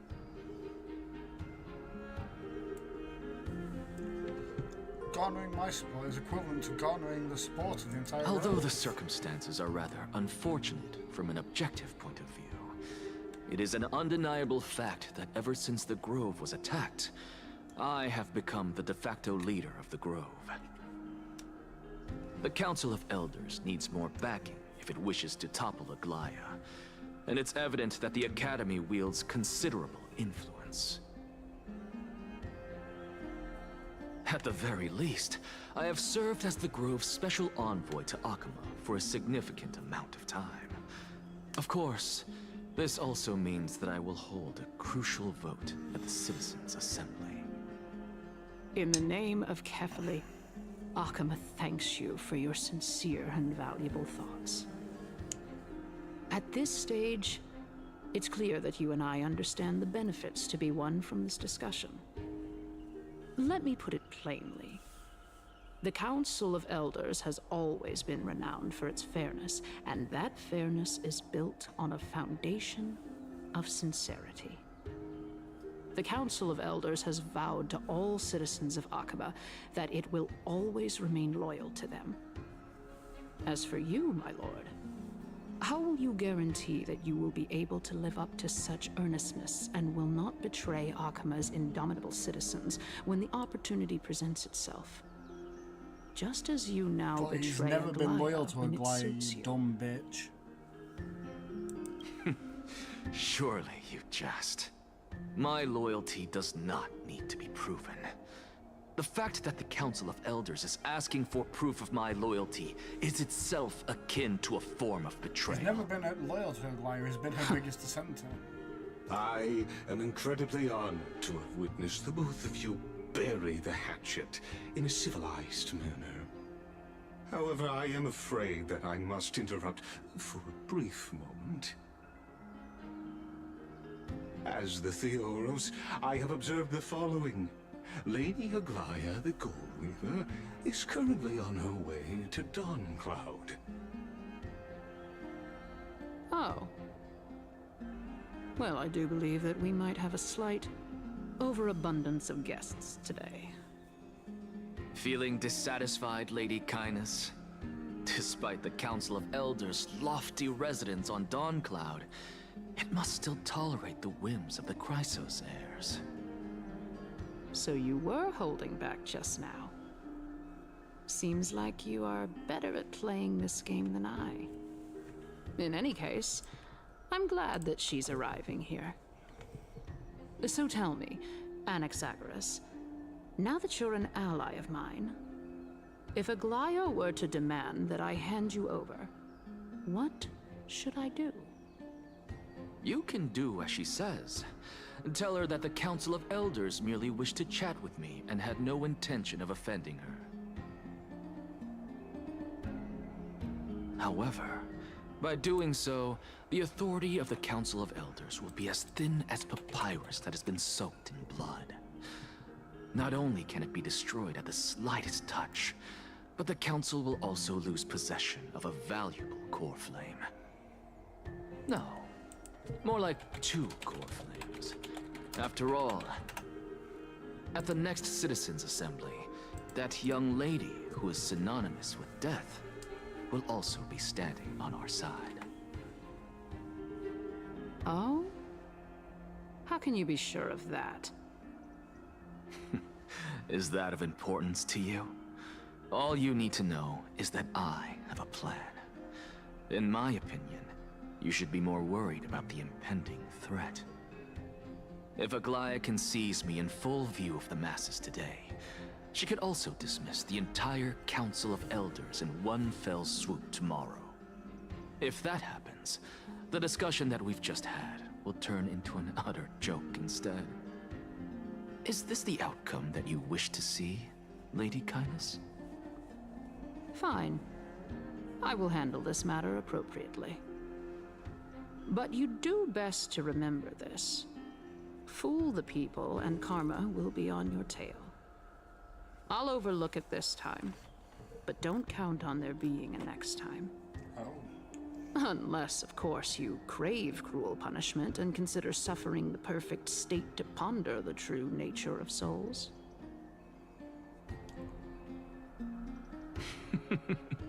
Well, what do you know? That happens to be one of my rare talents. We shall see, then. Ah, I've got to say that you've managed to really impress me again.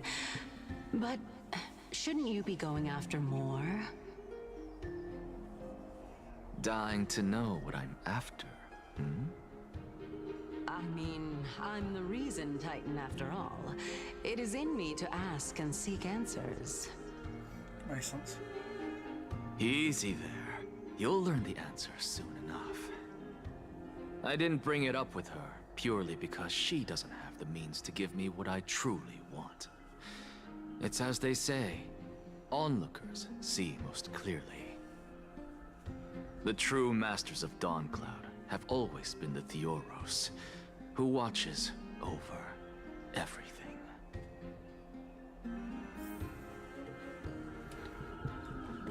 So she's a puppet for, I guess. An expected visitor. Welcome once again. You know, you could actually skip all the pointless debate and come straight to me to seek an audience with Kefali. I have no reason to refuse you, do I? You may not, but Kindness has. Whoever gets hold of Kefali's core flame will get to rule over Akama. She's wary of me, so naturally I had to gain her trust. I would say that debate was not at all pointless. Very true. In my view, this individual has gone to great lengths to get close to Kefali. He might very well be plotting something nefarious against the Titan. Are you still willing to let him pass, knowing this? Yes, very much so. All living creations are always free to visit Kefali's transcendent vessel. This comes with being the World-Bearer. How convenient it is to be able to hear what they say. It is truly my honor to speak to a venerated Titan in person. Please, go ahead. Let me join you both on this journey. Lots and lots of yap, no combat or anything yet. A bygone myth tells of an occasion where Kefali once answered their followers' questions on the peak of the Holy Mountain. Their followers have since believed that scaling this Titan cliff is one way of being with the god. Hear that? It's not every day that you get to climb a mountain with Circes. You should sing me a hymn of praise. Titan hymns are beyond me.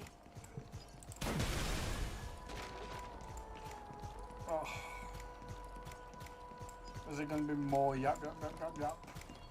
I get that they're telling us to, but bro, they take so long to do this it. Iannis shortcut, and the long pilgrimage stairway will be waiting for you at its end. Okay. I have to admit, I never expected you to not ask me anything. Not even my motive. Because I know very well what it is you are after. As the saying goes, a gentleman helps others achieve their goals. I have a feeling that your theory will be validated at the end of this journey.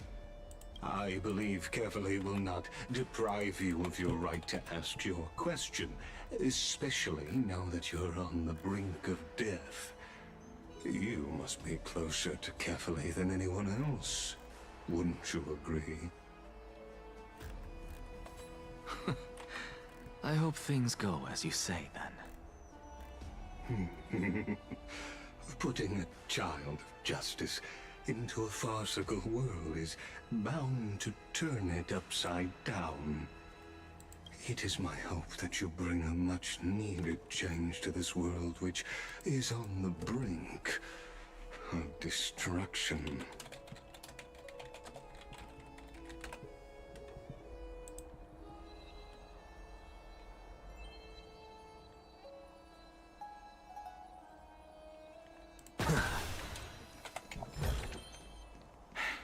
I suppose I can just ignore this.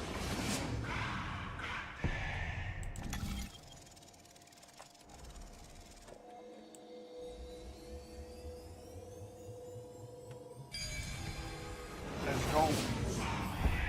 Honestly, this is my first time going up to Dawn Cloud's peak. What a splendid view. Isn't it about time you recognize the magnificence of us Titans? Well, I don't see how this place is different from those temples in the city. All they have are magnificent facades. And even though I've come this far, I'm still doubtful about getting useful clues from him. I must be getting ahead of myself to be expecting to hear something nice from you. Oh? Haven't you been in my head for some time now? It's high time you get used to how I feel about things. Alright, we're just a short hike away. So the intellectual debate from earlier was too draining for you, huh? If Amphorius gets a new lease on life, you should focus on strengthening your body and stop shirking social interactions. Save your concern. I The know Titan that it's... is in sight. Why? I know how far I can go. So just... Fine then. I guess I won't say any more. I know there's a lot about story, I'll just but we've wait not till had your a fight soul yet. dissipates It's completely to gain unironically control over your been body. 2 hours of I move every 10 minutes. Is that... Cersei's? I move once every 10 minutes. I get a fight, never. Look at that. Huh? What should I be looking at? Am I hallucinating? Or do we even get to see souls who are close to dying?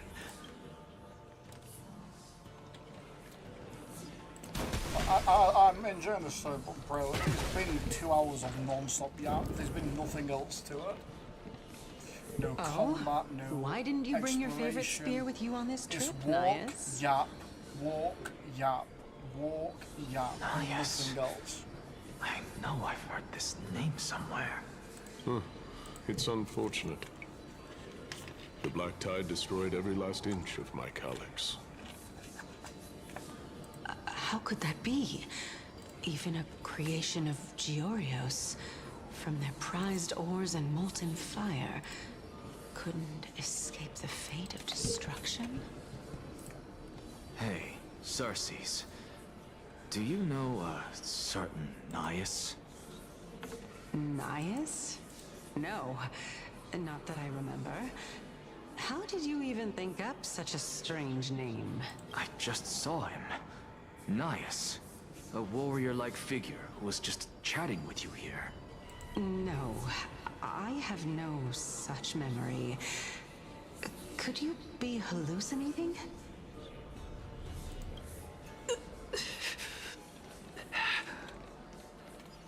Like, I'm down story content, bro. It's just...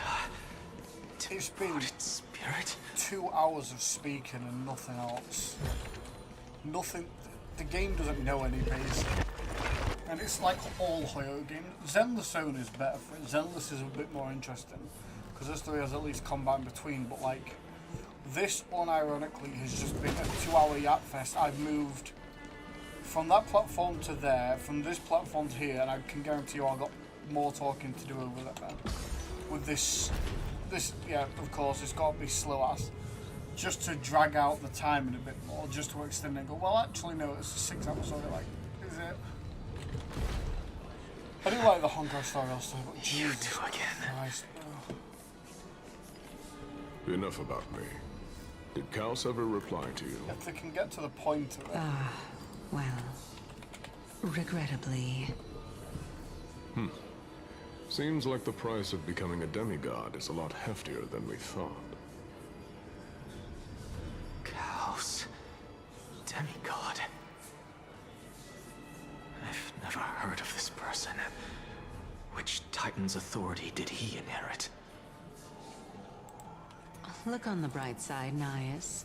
Since we've come all this way, Nias is one of the 5 aspects of Strive. One of the 5 parts of what Let's made just up hope we mean as much as the world Titan. to him. I believe. Hey, Well, Nias might have just been the Strive are Titan you as well. seeing that same hallucination again? Yes. It's still you and Nias, but you're now talking about a certain Kaos. I'm guessing he's one of your companions? Kaos? This name sounds just as strange to me. Never mind. I think I know what this is about. If things are as I thought, the souls... What? But if those are the souls of the dead, then what am I? Beats me. For all I know, you're just an illusion I conjured up in my dying moments. Let's just keep going. As long as I take in more sights and hear more stories. Know your limits. Wandered. So I've got... Fine. I've got to skip a little bit, man, because I'm getting bored. This is indeed as I thought. Maybe it's ADHD brain, but it's been 2 hours. Amusing. It's been... Yeah, 2 and a bit hours, and I get that it's very story-based, and I'm down for story-based, but to not have any combat, to walk 10 steps, yap for 10 minutes, walk 10 steps, yap for 10 minutes, it's getting a little tiresome, I'm not going to lie to you, my brother.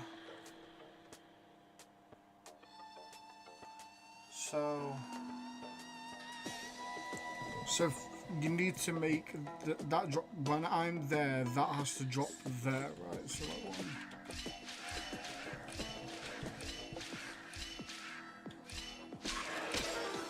Oh.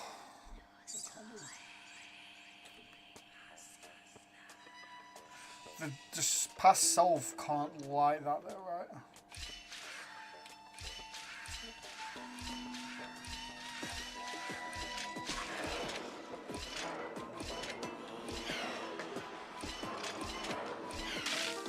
Okay, I've got rough.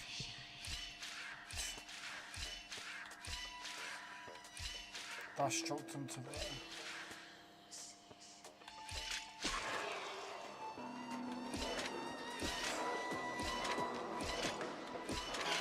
That's simpler than I made it out to be.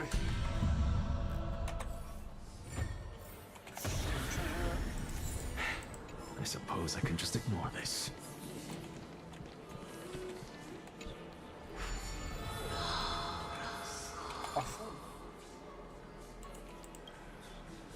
Receive blessing. Come with us, flood. Yeah, both flood. Best wishes and purpose. Priest. So...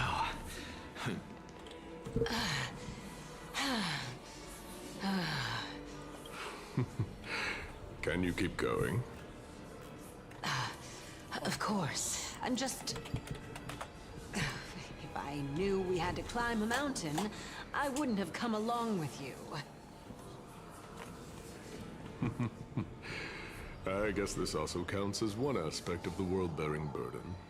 If Amphorius does have a next life, you may want to get your body in shape. Keep your sarcasm to yourself. I'm not getting anything of value from them. I would sooner throw myself off this cliff and hit rock bottom than exercise even a little. I am Calypso of the eminent Seven Sages, after all. Training would make me no different from those Helcalithist barbarians. So she's Calypso. Calypso. She's one of the Seven Sages. A member of the Grove? So maybe she was this. She can't be. I would know her name if she really were one of the Seven Sages. Hey, Circes. Does the name Calypso ring a bell? Circes? So now Circe's at this bit. Right, so there it is. I was gonna say I saw one of the butterflies in the background. Looks like I'm nearly there now. The land of the dead. Oh. So I can't go over and get it yet. I'm assuming I'll need to come back in the story. I will never remember that, by the way.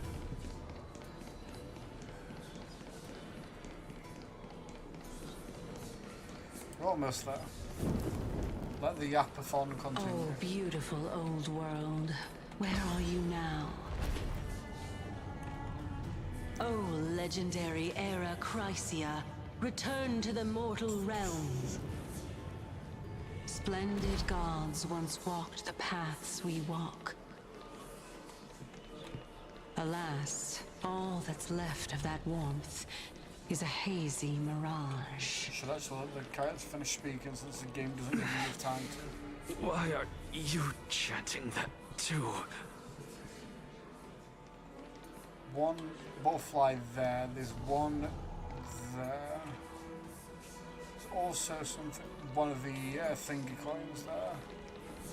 One of the trickster coins. Pretty good.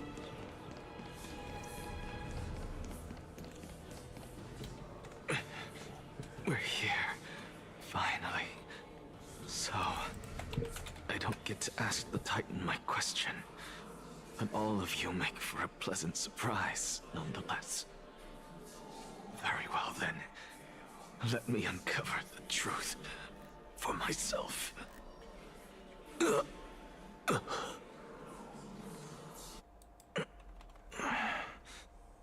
I still fail to make it in time? So, I'm back here again. Back in the land of Thanatos. This is... I can hear it. I hear it from the depths of the tides, behind the closed doors of the void world. A voice ready to tell me something. This time, the voice is a lot clearer than before. Closer to death, I imagine, so that's why. Since we've come this far, let's just wait.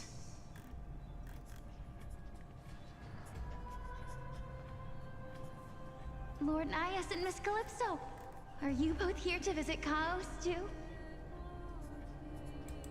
Yes, and we've been waiting for quite some time now. Castorus Calypso. Regrettably, he hasn't answered us. The worst-case scenario is that he's already been overwhelmed and crushed by the world-bearing burden. You're overthinking, Lord Nias. I can still sense Chaos' soul in the area. And besides, we both know Chaos' nature. Chaos. Can't say Chaos. Chaos. Wouldn't fall so readily. Chaos. Much less give up on all that he holds dear. Isn't that so? Yes. I have faith in him. At least we got to see the homie Nias again. That reminds me. Why are you making this trip alone, Polixia? Polixia? Oh, my sister needs more time to make sure the flowers are fine. Polixia, Nias, Calypso, all different names of the titans. Such a pity. So maybe those are Both of you have hearts kinder than anyone else. Yet you are born only to take over Thanatos' divinity. Everything that I see and hear this time has left me shaken to the core. So even Anax is like, what the fuck? What may seem like a mundane conversation is in truth a once-in-a-lifetime exchange that has revealed the ultimate answer to Cersei's question. What exactly? The conjecture has taken shape and must now be solidified into a theorem. Next, I only need to seek verification from Kefali. By doing so, I can answer Cersei's question and reclaim my body. But no, I will not do that. That isn't important. Because another one of my conjectures, one that I have always dreamed of proving, has been proved right this very instant. The Titans are false. Fusing a mortal soul with that of a Titan to replace said Titan is not a ludicrous idea after all.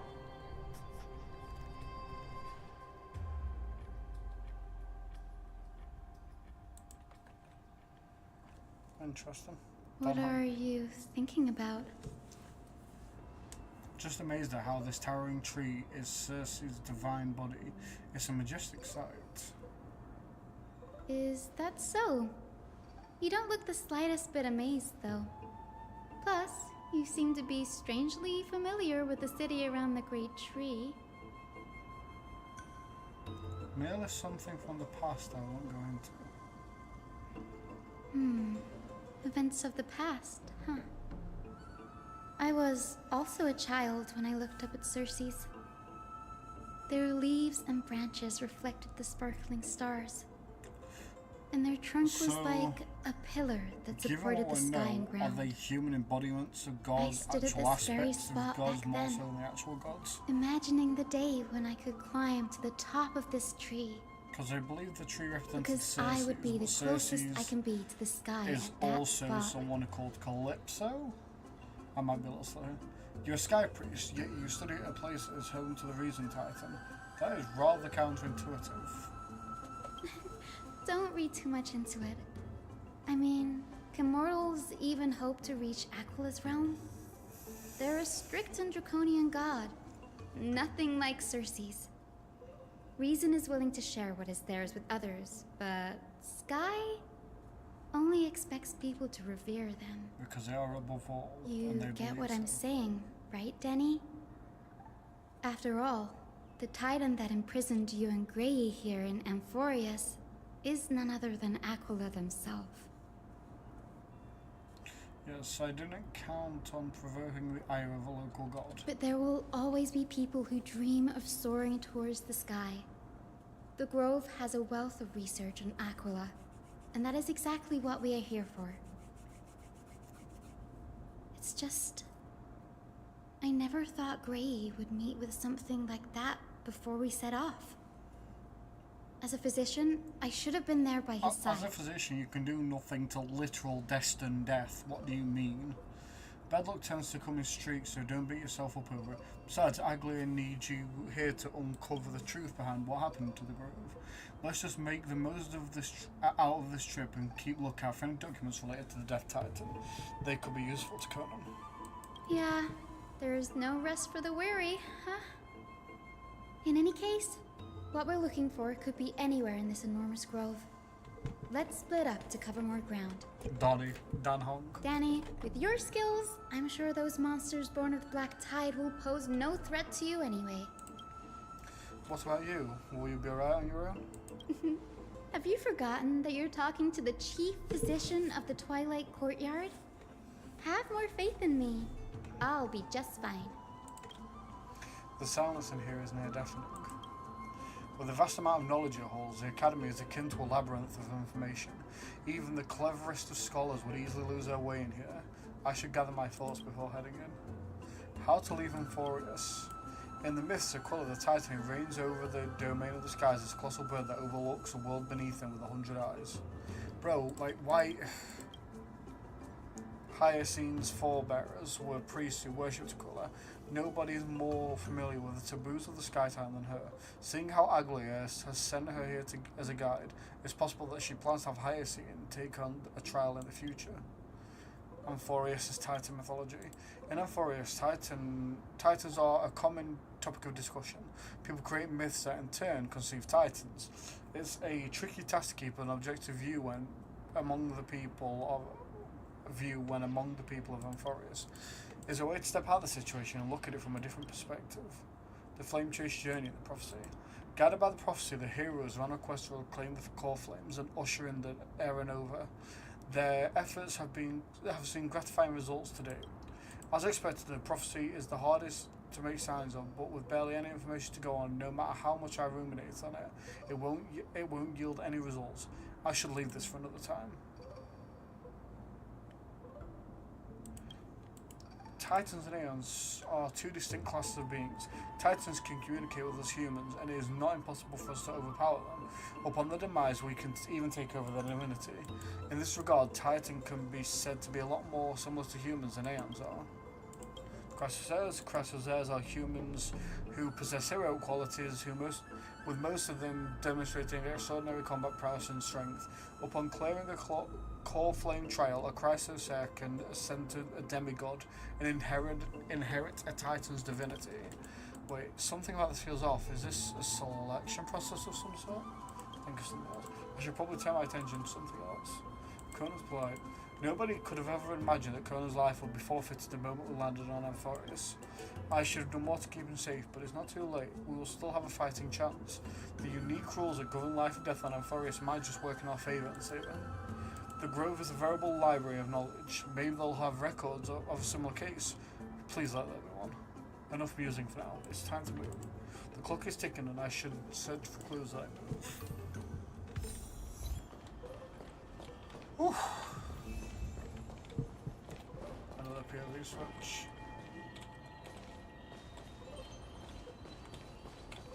Connor. Why did you turn so slowly? You frightened me, Kirk. Gee, little bug. Chest. Yanis's divine speed.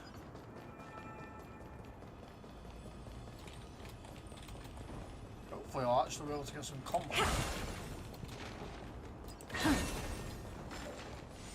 through here.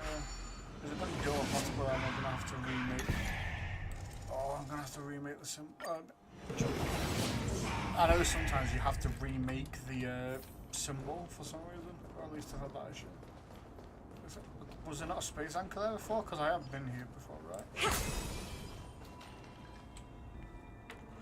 Black monsters are twisted in form and their life has been turned to ash together with their souls. It's impossible to figure out their form while they were still alive.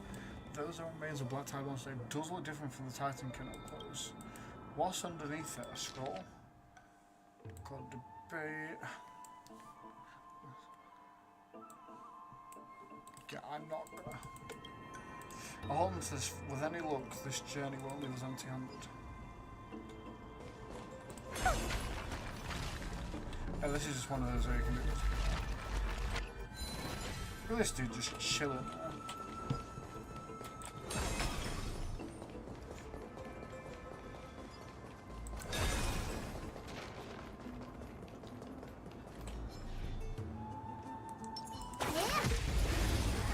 Ruby, throw the bomb.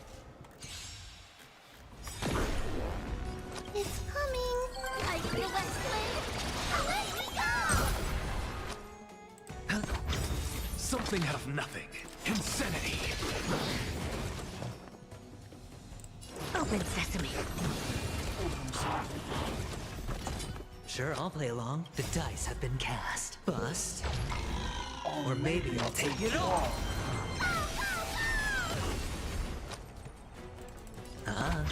Something out of nothing.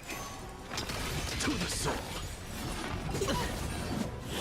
I have it under control. I absolutely love it. One of the coolest design characters.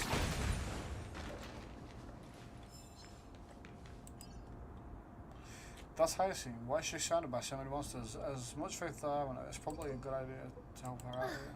Really now? This is way more trouble than I could have asked for. Need a hand? Or you could sit back and watch. I can't tell if you're serious or not, but being hard to read isn't without its perks, I suppose. I'm kidding, Danny.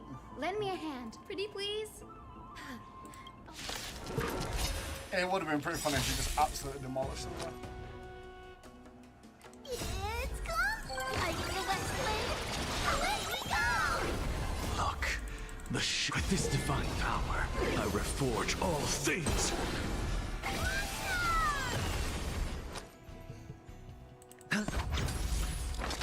Insanity. He does so much damage while implanting weaknesses. This place is practically in ruins. What happened? There shouldn't be this many monsters here. The Black Tide is remarkably quick to detect the light of Amphorius. So or rather, the blessings of the Sky Priest in me, might have unknowingly called them to me. Anyway, never mind that for now. Here, you might want to have a look at this. I found it around here and thought it might be of interest to you. A debate for simplicity. I'm assuming we'll get to put it together at the end, so.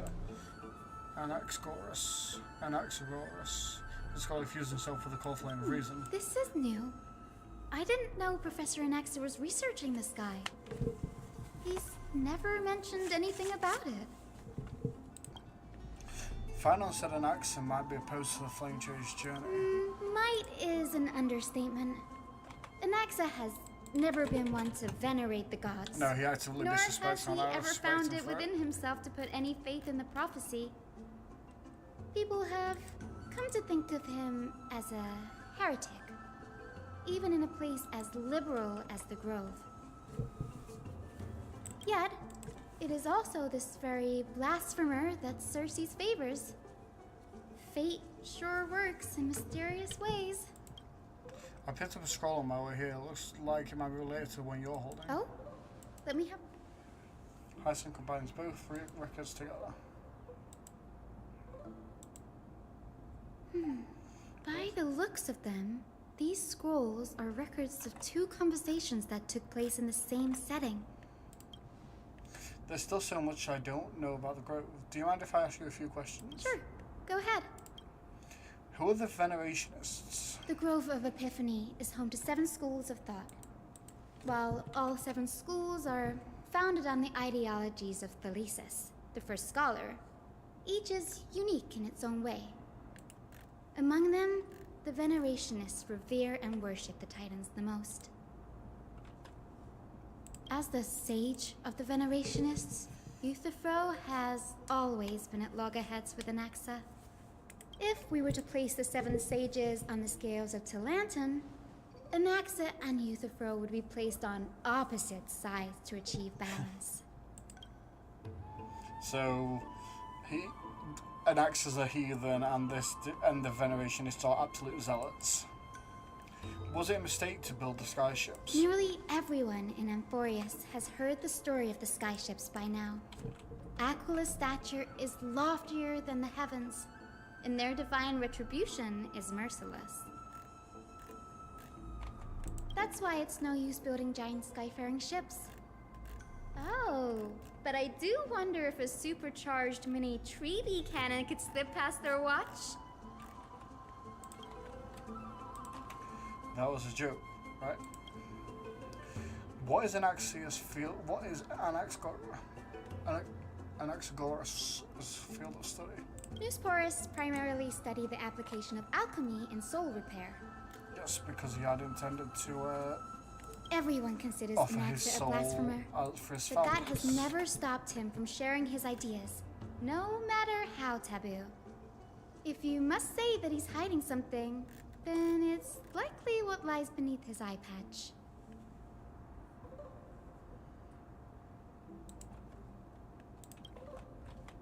I don't have any more questions. Anaxa often says that every failure brings us one step closer to the truth. Perhaps, to him, the crash of the sky ship carries a different interpretation. The firmament is not impenetrable. On the contrary, it was precisely because the sky ship represented the first step toward breaking free from the shackles of the earth that it provoked the wrath of the Sky Titan and brought divine punishment upon itself. It's a shame that the majority of the Grove's research on Aquila was headed by the Venerationists, with sacrificial rituals making up a predominant part of their findings. Discourse about more esoteric subject matters in relation to Aquila dwindled even further after the sky ship incident. So much so that even this scroll is completely new to me. Don't worry about it. We'll just collect everything we can find on the Titans for now. There's something else that caught my attention though. This sees that Anaxa is conducting secret experiments of some sort. That's what I'd like to know. What are these experiments he's involved in? Even I, the assistant lecturer, know next to nothing about them. I have a bad feeling about this. Sure, I'll play along. Curiosity. Endless riddle. Nothing but a point.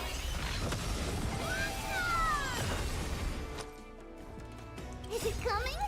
Are you the West Wind? Away we go! Help this.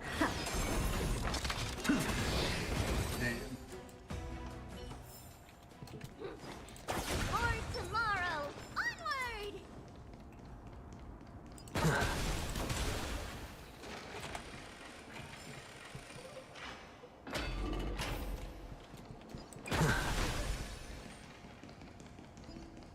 Absolutely zoom it. It's even funny with This is the Library of Philia, a place where the Grove stores its collection of tomes. Other than books written by the 7 schools, you can also find philosophical texts, ballads, and religious writings from the Outlands here. Cities that desire to learn from the Grove were apparently expected to contribute knowledge of equal value to what they saw. We've had more than our fair share of hilarious episodes over the years. For instance, it's said that the Erythrocheramists once borrowed a manuscript from a certain author, but ended up returning a copy instead of the original.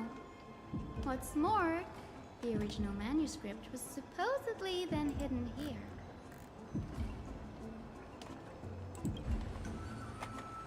That doesn't seem like a nice thing to do. Nice? No need to hold yourself back, Danny. You can just tell it like it is. Their behavior was no different from bandits.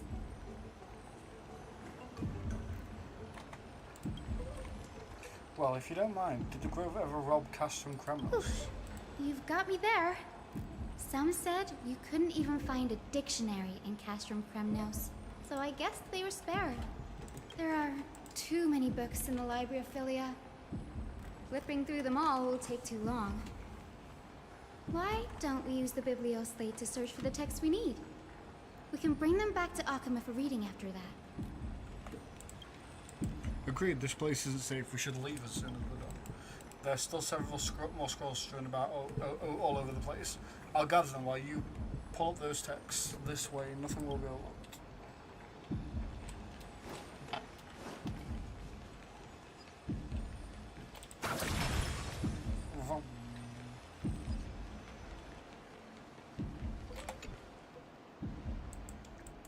Well, there's some scrolls on that band. Blasphemer, there's a 3-stack of layers based on this is about Anaxa. I should read those. How look to? Ugh, can already see what they must have written. Anaxa has no respect for the gods. His very existence undermines order in our society. They're probably all things like that.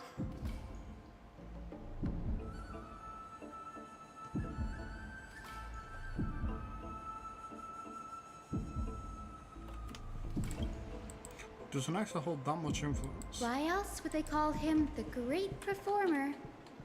When Anaxer established his school of thought, the first thing he apparently did was read his own work to everyone.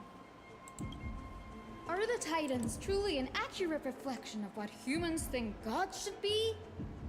Worlds created by gods are indubitably perfect, but what of Amphorius? Only foolishness and insensitivity everywhere you turn. I mean, he's not wrong. Uncanny impersonation. What happened They after? marched him straight to the seat of judgment before he could finish. Though what he took on in the end was more of a debate than an actual trial. He had to address every one of the scholar's allegations, or face expulsion from the Grove. The first allegation was... Do you agree that since the Titans created the heavens and earth, so the mountains, rivers, and seas must likewise be their creations?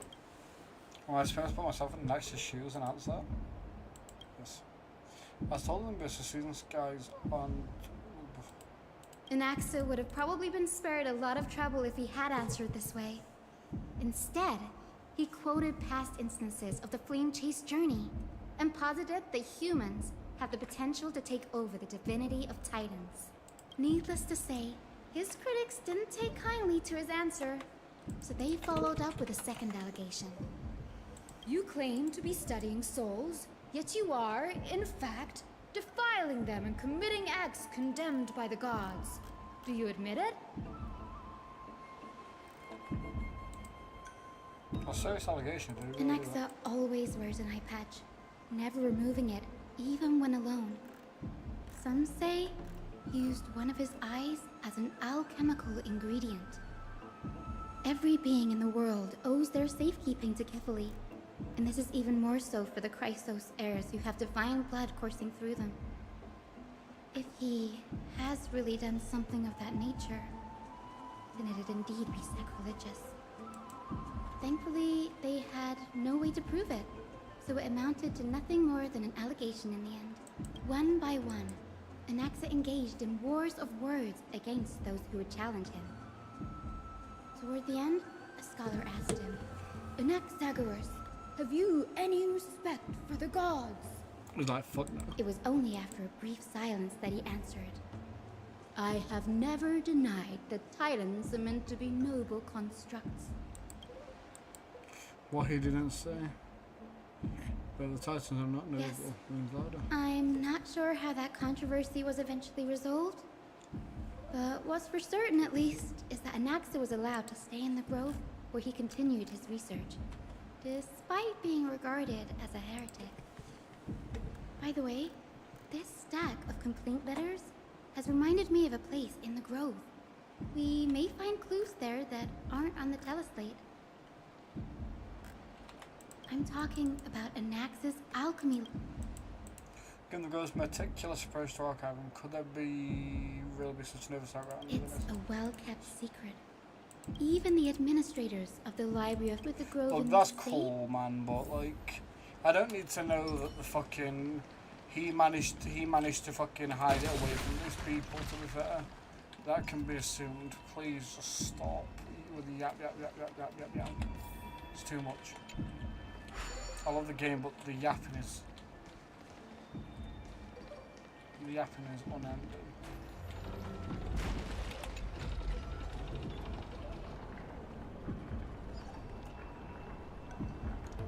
Also, in this place of geniuses, they couldn't have found better ways to come upstairs.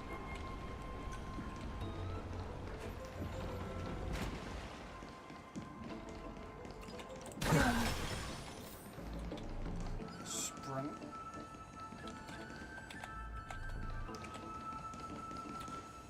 This is the place, but where is everything? Materials for alchemical experiments, matrix diagrams, and even the seal to the lab. They're all gone.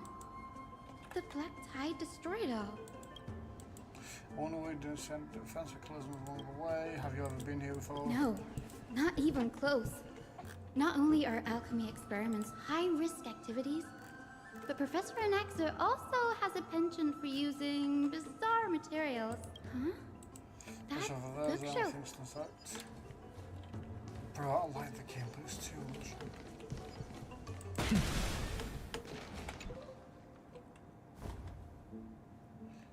You little stalker. I appreciate it. Thank you, little panda bean.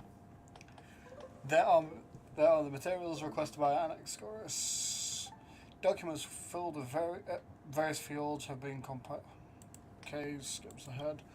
Most of the materials within the domain of the Sporist School of Thought, however, a document titled "A Study on the Crisis' Background" is mixed with them. I'm not fucking reading all that, bro. What's going on?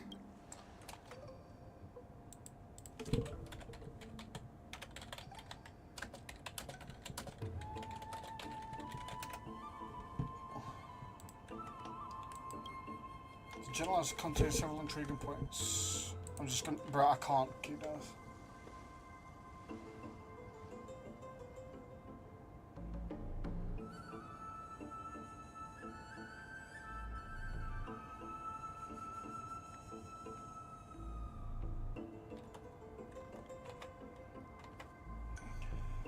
Through alchemy, Anaxa aims to refine the gold blood in the crisis as to a degree of purity equal to divinity. This must be what I meant by close to true purity, but treating both Titan creations and the human body as materials to be used in alchemical experience. That's rather extreme. Danny, look at this. What am I feeling about this? I'm not reading all that. My biggest fear. It's come true. Anaxa was carrying out These are to reconstruct human souls Yes, alchemically. this is what he was secretly conducting research on. Something he had to keep hidden from others. Compared to his public speeches, this is the real blasphemy. Oh, do you remember when the black tide was approaching? The Grove had planned to send Cersei's core flame to a safe place. But an accident happened along the way, and Anaxa lost his life in the process.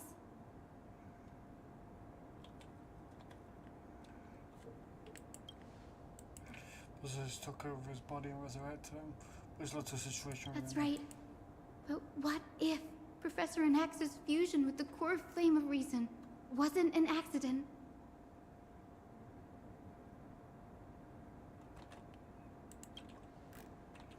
What do you mean? Put yourself in his shoes, knowing that the black tide was closing So in and your he time was actively running out. tried to What could you convert have himself done? into being. Godlike upon Theris to test no matter the cost. Exactly. When the black tide came, the true reason Anaxa headed to the Luminary Throne was to transmute and fuse himself with the Titan's core flame.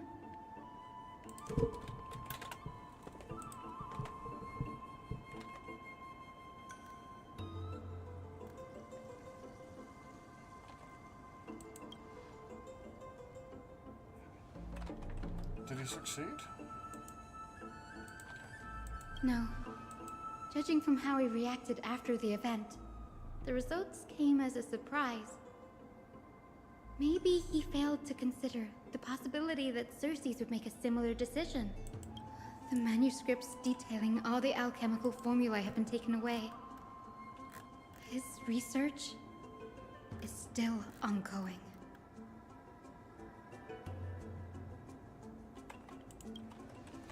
Could he have taken them for the purposes? Like what? There's only one Titan left in the world now. No. To conceive an entity of perfection, one must first understand the principles of creation. If an axe is in alchemy, now that means... He's after Kefali. Sir, this sky above us, it's not real, is it? Of course not. This is just an image from a projection device used for educational purposes. A simple trick.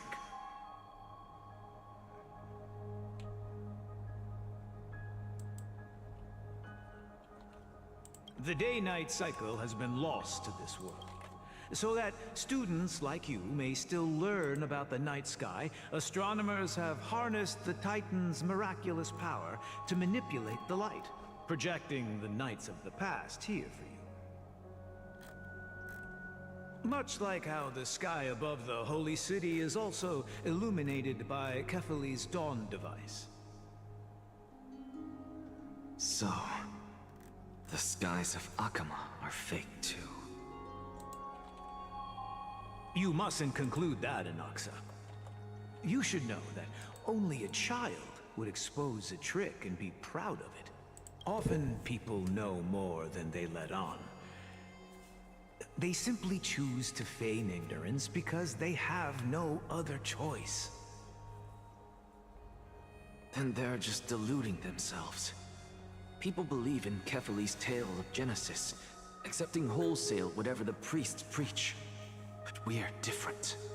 We've already walked out of the firelit cave of ignorance. We have already realized that we live in a world where Titans make the rules.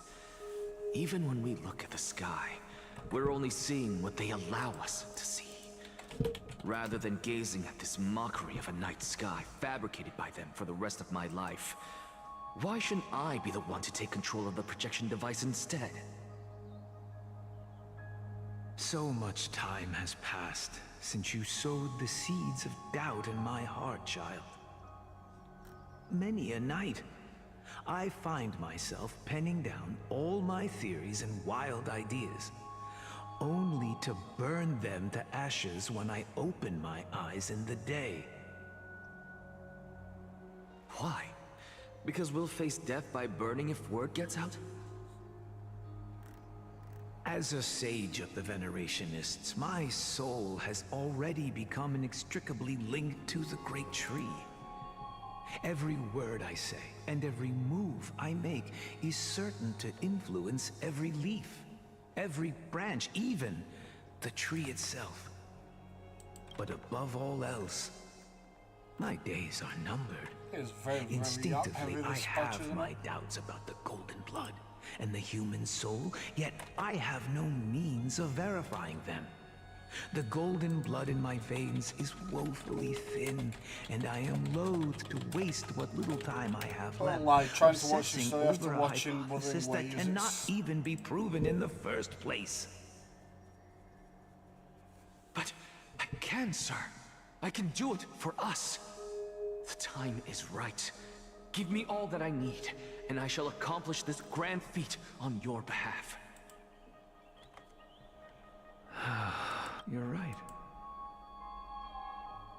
I shall do just that. In the next meeting of the sages, I will spare no efforts fighting for the rights you deserve. Go. Establish your own school of thought.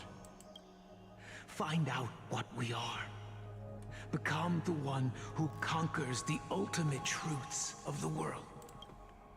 Child of humanity, you didn't go to such lengths for an audience with Kefali. Just ask him a few questions, did you? So, you figured it out. If I were as foolish as a Dromus, perhaps I'd throw myself down and prostrate before their greatness, begging for the gods' prophetic wisdom. Well, sorry to disappoint, but I'm no Dromus. Alas, I am a human, standing tall on 2 feet, possessing both intellect and pride.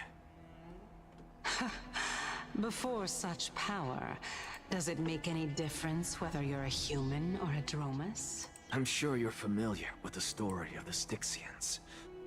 When the raging waves threatened to swallow them, they didn't just give up and become sitting ducks. No. They constructed a dam that kept the roaring tide at bay, chaining down the mad Fagusa. They call me a blasphemer, Xerxes. But that doesn't mean I deny the existence of gods.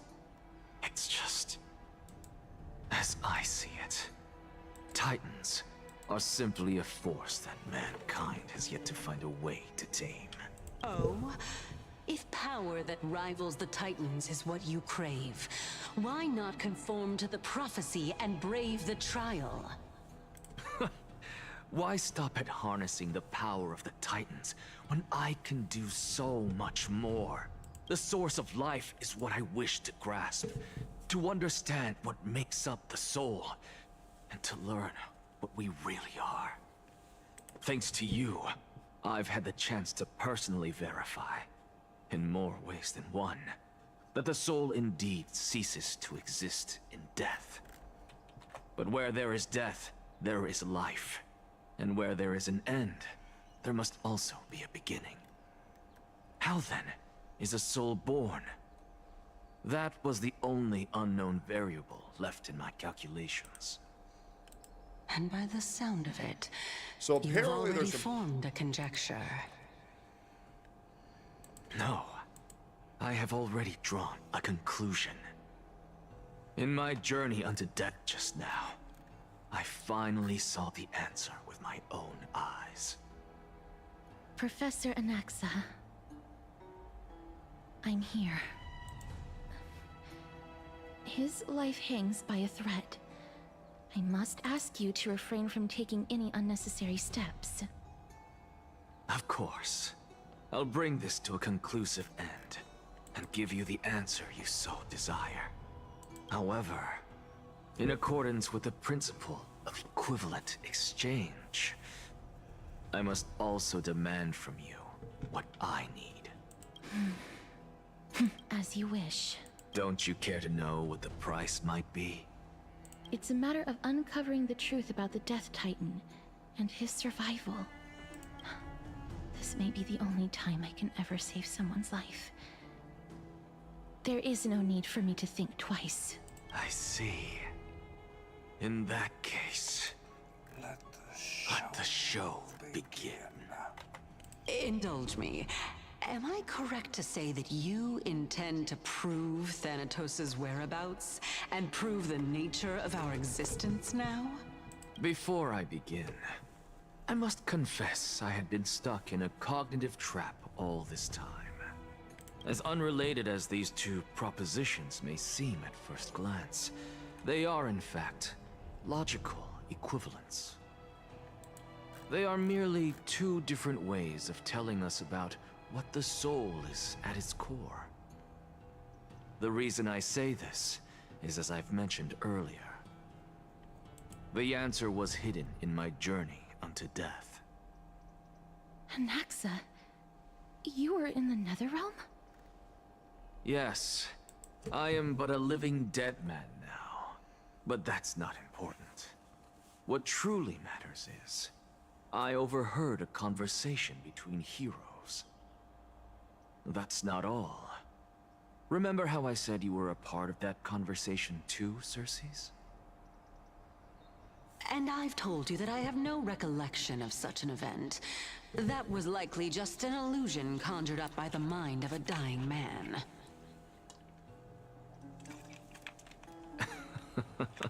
Of course you would remember. Because that wasn't you. That was Calypso, one of the 7 sages of the Grove. Calypso? Huh?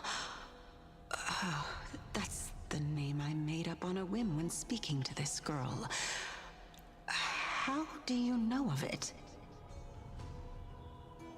And surely you jest. Don't you think I, of all people, would know if that were the name of one of the 7 sages under the shade of my tree? Don't you claim to know the Grove's past like the back of your hand? It seems you've lost even the memories seared into your soul. Use your head, Circes. Since all of this took place in the realm of the dead, it stands to reason their likenesses are of souls from the past. The living cannot step foot into that world, so who could they be? Think about Calypso. Why does she share your likeness, yet you have no idea who she is? The answer is evident, is it not? Those fallen heroes are the mortal incarnations of the Titans before their ascensions to godhood. The gods aren't master creators born out of thin air, and they are no different from humans, because they all evolved from one.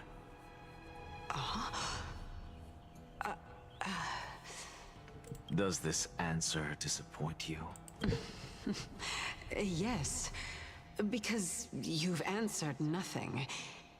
If I truly was once human, as you claim, then where do the children of humanity come from? Even on the off chance that you speak the truth, this brings us no closer to grasping Thanatos' whereabouts. How are we to find them? I knew you would say that. But it matters not. I know what I'm doing. Actually, why don't we have this supreme being standing before us tell us everything? You can revive a Titan? Humans cannot return from the dead. Neither can gods. But all we need to do is look at this from a different perspective, and the problem will resolve itself. The solution is simple. Just like what you did to me. If I'm reborn as Kefali, I can rebuild the world and all within it as they once did. Simple, is it not?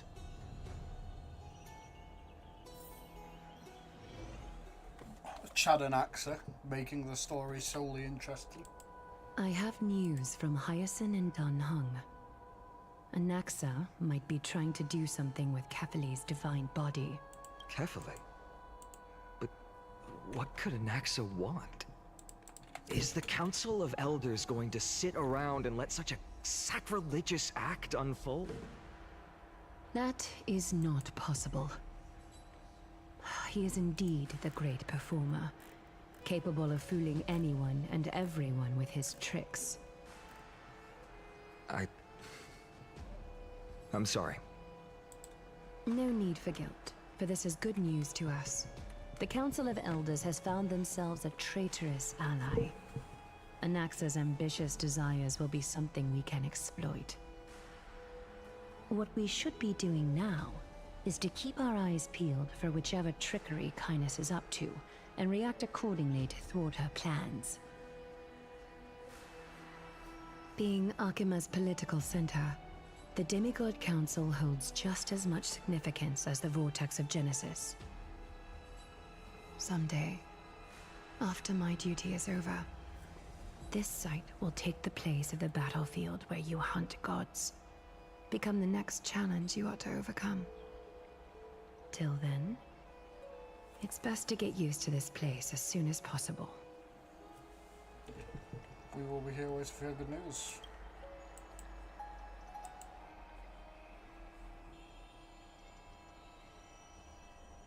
Preposterous! The Christos heirs only have their standing because of the Council of Elders. How dare they trample over it? Well, these people are shooting daggers with their eyes. It's been a while. Protect us. Hello, Oleg. What is that supposed to mean? Is this really the sort of person that the young lord praised as a ferocious... It has indeed been some time, Lord Krateros. What brings you here in such haste? Shh. Keep it. Be more vigilant. See those duplicitous dogs over there? They do the dirty work for Kynus. I've already ordered my people to hold them back, but we should still lay low. Unless you're itching for a bloody fight to get a workout in. Let's do it. My bad. So, did something happen? Did you hear thunderclaps last night?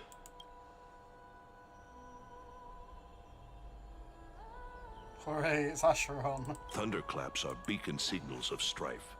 They are a message from the young lord. He threw a spear bearing several words at Akama. Watch out. The Flame Reaver is back. I guessed as much. We didn't actually kill them back at the Kremnos Arena. I figured this is something you would want to know. We Kremnoans never back down from a fight. So if you plan to take that thing down in a battle, reach out to me anytime. You have my gratitude. I will let Aglaya know about this right away. Remind her to be on her toes while you're at it. That vicious kindness has been unusually active lately. Those lackeys she keeps under cover have been going in and out of the city a lot more frequently these days. Some even seem to be getting Kremnoans to defect to the Council. That's... Looks like... We should... Oh, it's so much yapping. So much yapping. By Catherly into Lenten above, as the Theoros I have observed. Aglaya, what happened here? I know about the poisonous fangs of that king snake through the golden threads. In the past, I would be confident about keeping her in check, but I admit I am now unable to do so. What do... It is no longer about eloquence or arguments. I have been a demigod for far too long that I hardly have any humanity left. Before I realized it, I have become no different from these hypocrites. No longer capable of relating to the people. This has come a lot sooner than I expected. But perhaps it is time. I need you to step up, Finan, in order for me to retreat behind the scenes. Yes, this... It is far easier for the Council of Elders to fool many than just fool one person. Their so-called more support is no more than a ruse to distribute power using words instead of lances. There is no glory in winning this debate, but that makes having respect for humans so much more priceless. Finan, you are a Chrysos heir without flaw, capable of relating deeply with humans. I appreciate what you've taught me, Aglaya. I hope we'll live up to your expectations and win this debate.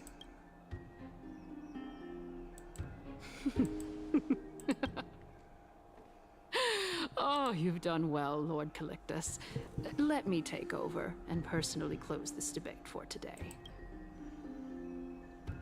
Dearest counselors, let it be known that I sorely miss the blissful times portrayed in lyrical poems. Back then, Amphorius was home to nearly 1,000 cities, each with their own local faith, while gods walked the earth and shared close bonds with humans. Yet, in the present, people from all over are forced to leave their homeland to seek refuge in the holy city, where they hope to rest under Kefali's protection. All of us have long been in the same boat, with no way out of this plight. We didn't have a choice in the past, but now, the Council of Elders brings to the table a new possibility. All I have left is one question for you. Would you rather strive toward the unheard of Era Nova, or return to the prosperous Era Chrysia of our past? Make your choice. Now, which of the two would lead mortals to an ideal future?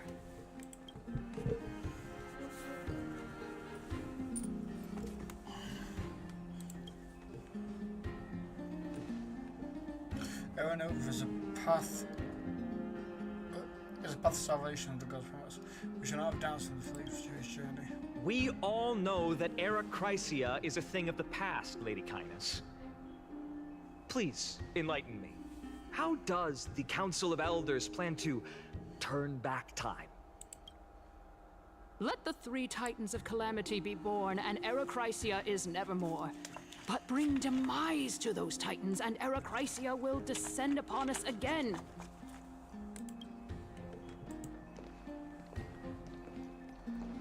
Know that the Council of Elders is never one to make empty promises.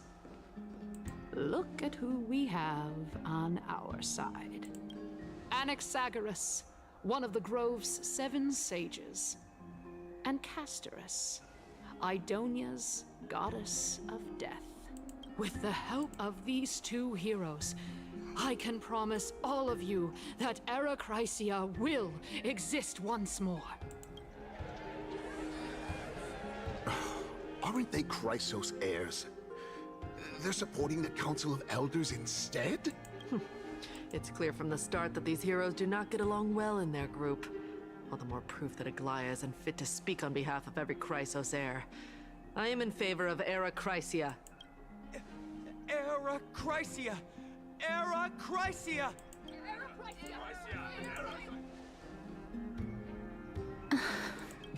Castorus? Why are you standing over there? You finally arrived, Anaxa. So have you, Cass. Don't worry, Aglaya. Well, I know that you have many queries. Could you continue to converse like how the citizens normally do? Tell me, dear citizen, if we successfully retrieve and return Thanatos' core flame without anyone passing the Death Titan's trial, what would happen next? The answer is simple.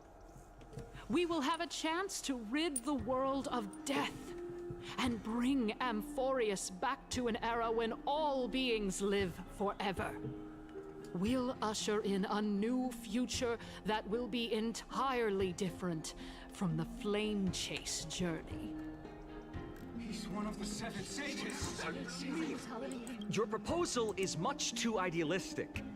As long as the Black Tide still exists, how can we go back to the old days? Remember what I previously said? Kefali's core flame is guarded by the secret power of the Council of Elders. Plus, Fagusa's water curtain will be able to block out any external perceptions. Tell me, dear citizens, have any of you ever seen even a glimpse of the threat that this person is talking about anywhere within the walls of this majestic holy city?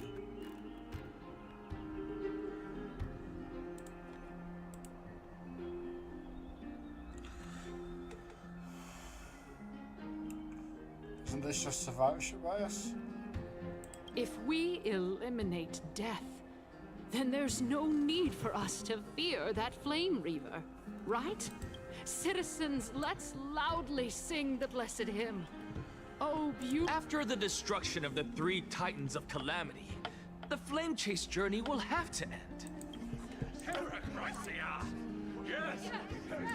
This is bad. Anaxa, pray tell.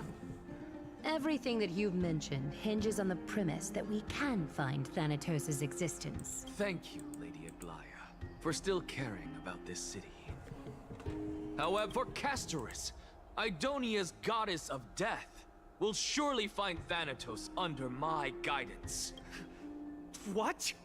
With that, I solemnly promise that the core flame Lady Castorus brings back will be personally managed by the Council of Elders. Managed is supposed to be straight, is it Thereafter, not? if we are able to garner the support of all of you at the Citizens' Assembly, we shall spare no effort in ensuring that the Era Chrysia will return to our world once again.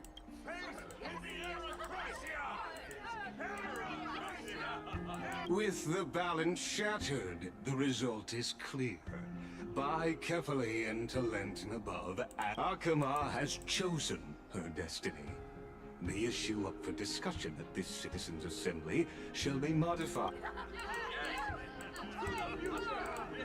Aglaya, dear Aglaya. What has caused your heart to soften? You also don't seem to be as quick-witted as before. Wag your tongue as much as you like.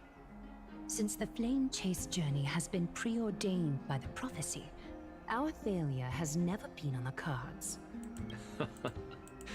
Well then.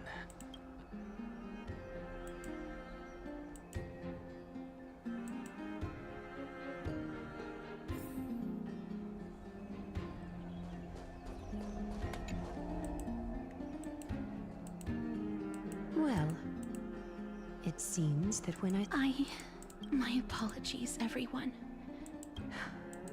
In actuality, a past that was both long and heavy. The reason I say this is as I've mentioned earlier. The answer was hidden in my journey unto death. Anaxa, you were in the Netherrealm? Yes, I am but a living dead man now. But that's not important. What truly matters is, I overheard a conversation between heroes.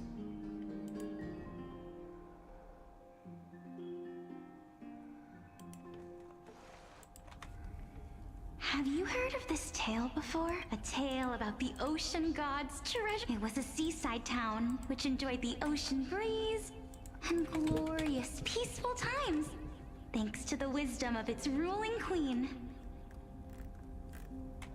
Until one day, an evil dragon descended upon the town.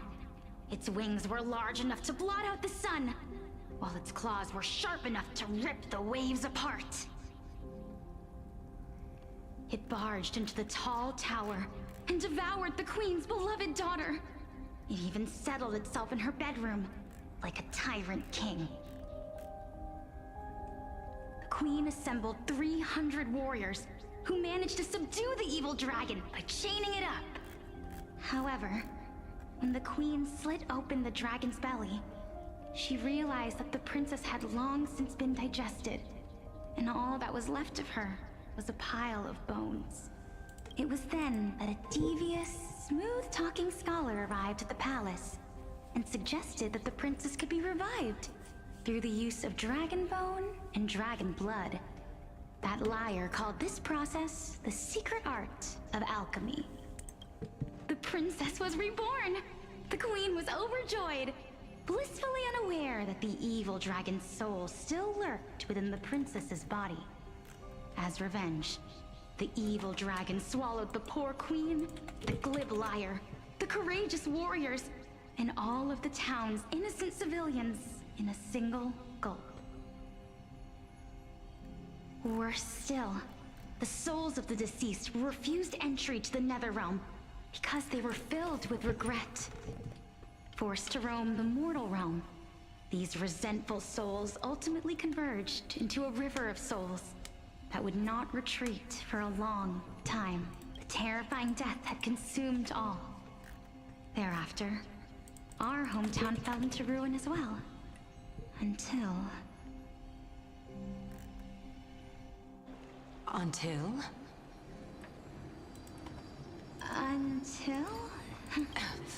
Oh, my...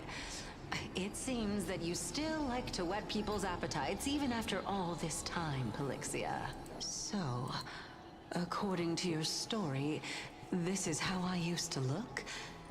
It's practically a mirror image, and yet, what exactly is this? A miracle that I created with alchemy.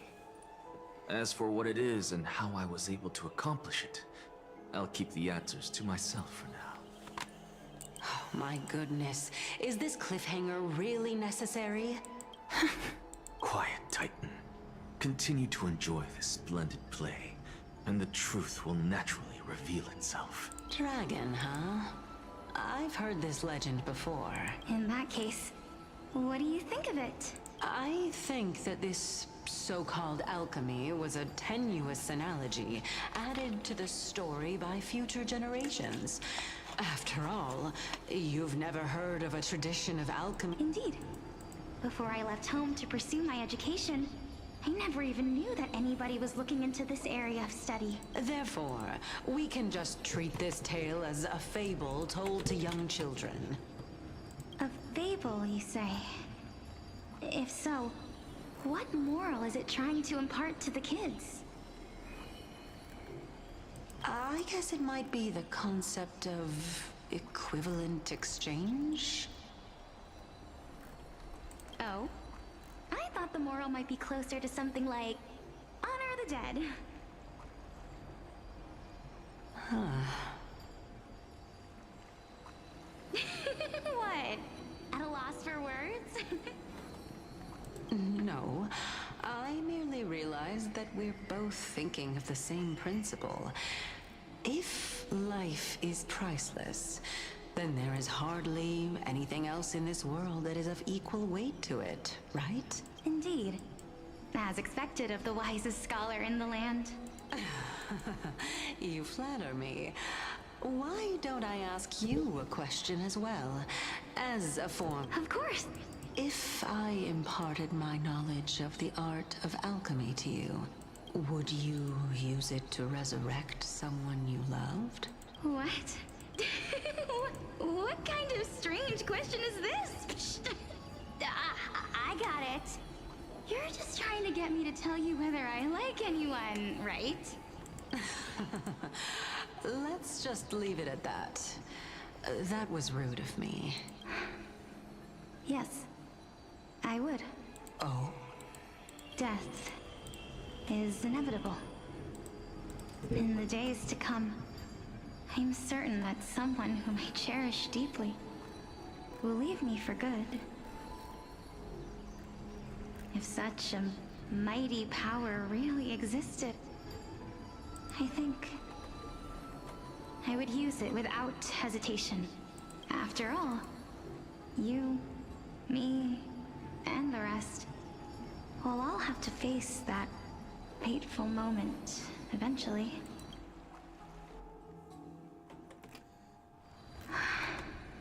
My time is finally here.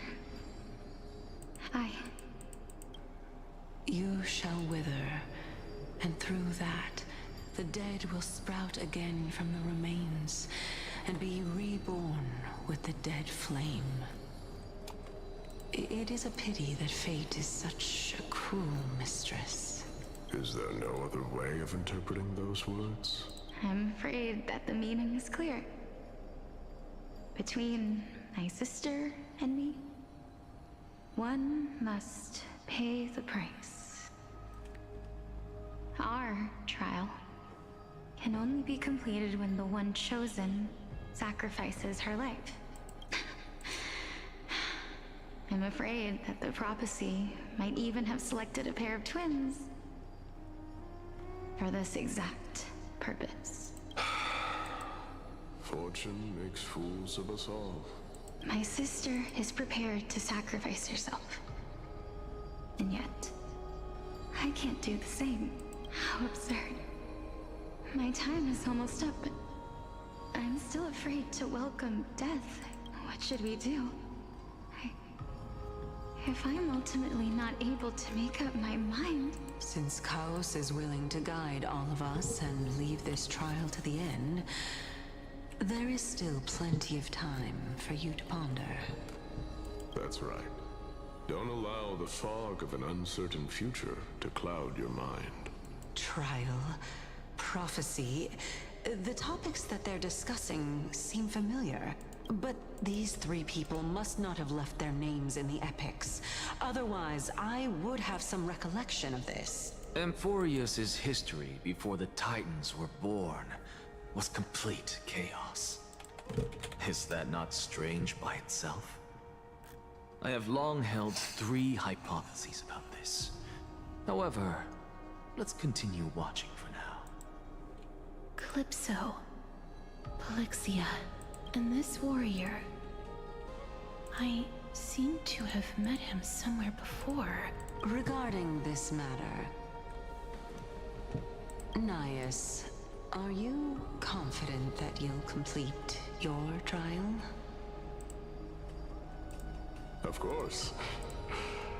Though, I am worried about what will happen once I've emerged victorious. I don't know why I heard Nias' name like we didn't already know it was Nias from meeting Nias and earlier in this very scene showing us Nias.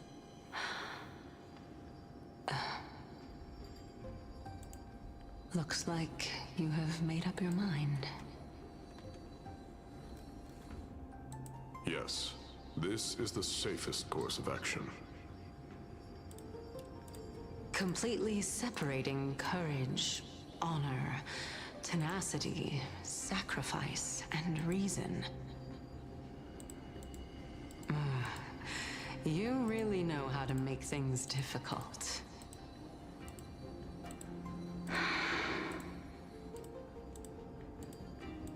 Please,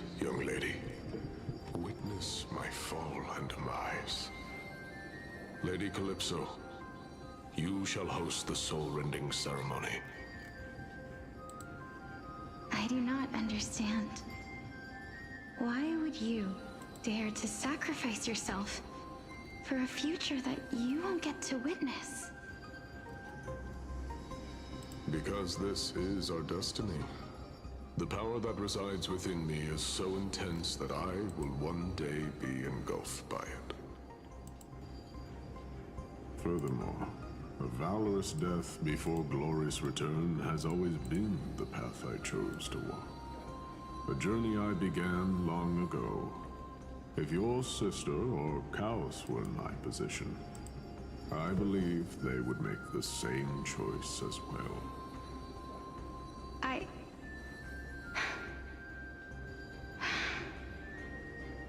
I'm not that brave. I don't know how I'm supposed to face such a serious affair.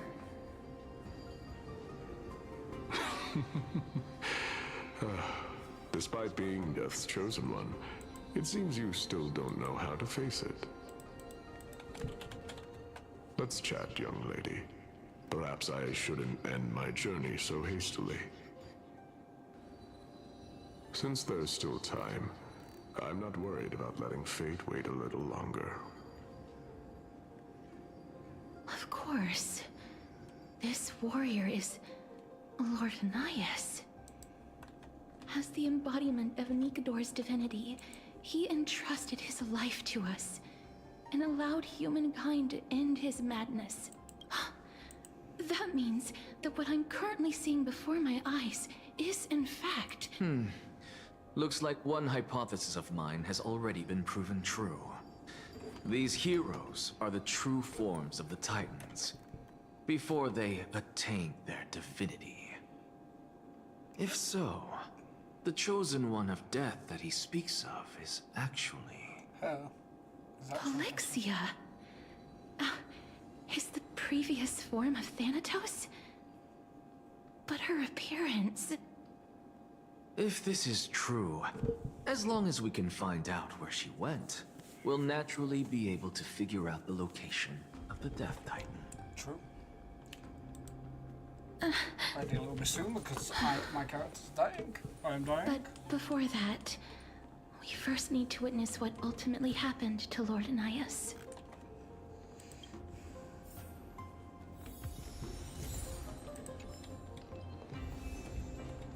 Nikador's courage is a testament that... I've heard that these words are still in... Like this... I don't mean to sound like a fucking Zoom, but bro... there's so much talking, there's so little actual action in this. Honor, courage, there's nothing to it outside of just tenacity, sit, watch hours of dialogue. Sacrifice. And finally, the only thing that remains is reason. Cheer up, young lady. There is no need to shed tears over a glorious death. All farewells in this world are sorrowful, Lord Naias. No, young lady. As a warrior, I have witnessed too many bitter deaths. But now, all I feel is peace. I did not know until this moment that mortals could live their lives in such a way. Although only a sliver of your soul remains, you remain so optimistic. Or maybe the truth is that you aren't able to feel sorrow anymore. To be honest, I don't know either. But I am certain of one thing. This is not an acceptance of death nor apathy toward it. It's not even a feeling of despair. I am just enjoying what remains of my life to the fullest. Enjoying? Indeed. Along this journey that we've taken together, not only have I changed the world, I myself have also changed in the process. And now I have reached the journey's end. When I look back and see the grand epic that I've personally written, how could I not revel in that fact? But when you depart the mortal realm, won't all of your accomplishments be reduced to nothing? Separation and death are two sides of the same coin. Reconciling this doesn't come easily for a mortal.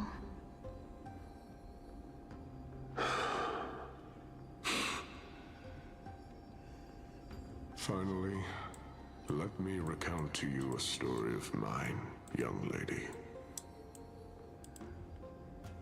The first time I returned from the battlefield, I felt extremely hollow. The calamity had devoured everybody on the battlefield but me. When I returned to the city alone, the citizens held a banquet for me that was far from pleasant. I felt as though I was still on the battlefield, and the person who had returned was nothing but an empty shell. It was late into the night by the time the banquet ended. My head still reeling, I returned alone to the barracks. On the way back, I encountered someone. It was a crazed scholar looking at the night sky and muttering to himself by the side of the road. Although I tripped over him and fell, I wasn't angry in the slightest. And maybe because I saw myself in him, I inexplicably asked him a question. Do you think that it'd be better if we just died on the roadside like a couple of stray dogs? To my surprise, he shrugged his shoulders and sighed. To someone who is currently experiencing death, dying and living afford the same amount of bliss. Now please go away and don't block my starlight. Are you trying to say that there is no difference between living and dying? For they are both journeys that lead toward death? That's exactly what life is. And death is but a scale to measure how valuable the journey was. Journeys and epics are only glorious and magnificent because all things eventually fade to dust. Therefore, young lady, don't detest your fate. Instead, willingly and respectfully embrace it. The embodiment of strife telling me about the majesty of the world. Indeed. I believe that when the fated moment eventually arrives, you will be able to understand my words. It is time for me to knock on death's door. I will set up a long table at the end of the road and humbly await your arrival. When that moment finally comes, let us drink and be merry then.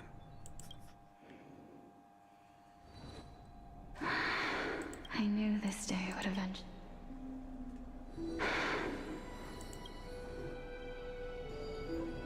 Are the both of you ready?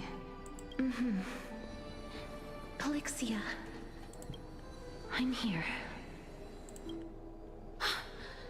What? This... This is quite interesting indeed. Is this... Calixia's sister? Is it... me? Now, it's time for us to fulfill our promises. Are you afraid? What are you afraid of? That I won't be able to do it. You shall wither, and through that, the dead will sprout again from the remains, and be reborn with the dead flame. As foretold in the prophecy and according to our vows, once it all ends, we must face our fated moment head on. Even if it was prophesized, do we have no say in the matter? It's so unfair. Why are we the only ones who are forced into mutual destruction? Let me do it, sister. Let me be death's sacrifice. I was never long for this world anyway. But you're different. I was the one who wasted your life after all. You're wrong, Polixia. I don't think that my life was wasted. Just the opposite. When I finally arrived at this destination and looked back at the journey I took, I discovered that flowers had long since bloomed along the path I walked. It was you who sowed the seeds for this sea of flowers, one that is more beautiful than the promised land at the end of the world. Besides, I have lived a fulfilling life. Even though I was fated for sacrifice, none of the things that I've experienced will dissipate. Instead, they'll forever live on as memories inside your head. Will they not? How could my memories of you ever compare to the actual you? Well then, tell me, what exactly are we?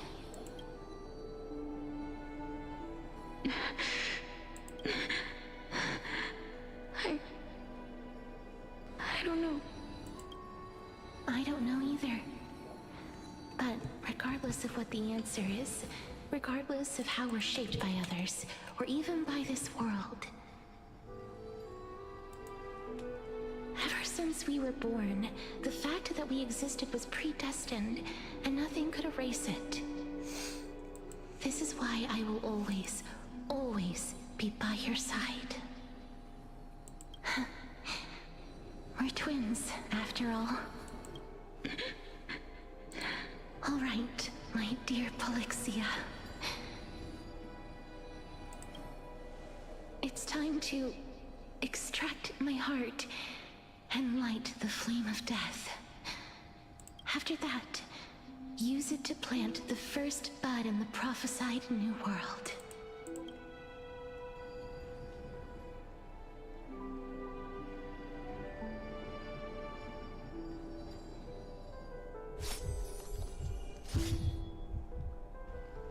If I imparted my knowledge of the art of alchemy to you, would you use it to resurrect someone you loved?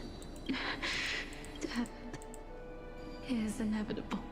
If such a mighty power really existed, I think even now, this is why, sister. I promise you, in the prophesied new world, I shall plant the first bud on your behalf. Go now. Return to the ocean god's treasured pearl, our hometown. I shall open wide the entrance to the nether realm and grant you a second life. The living beings on this earth shall respond to my call and lead you to the sacred daylight. Remember, do not look back on the land of the dead, and do not stop moving. In the new ask for the price of our equivalent exchange. Let me be the one to pay it.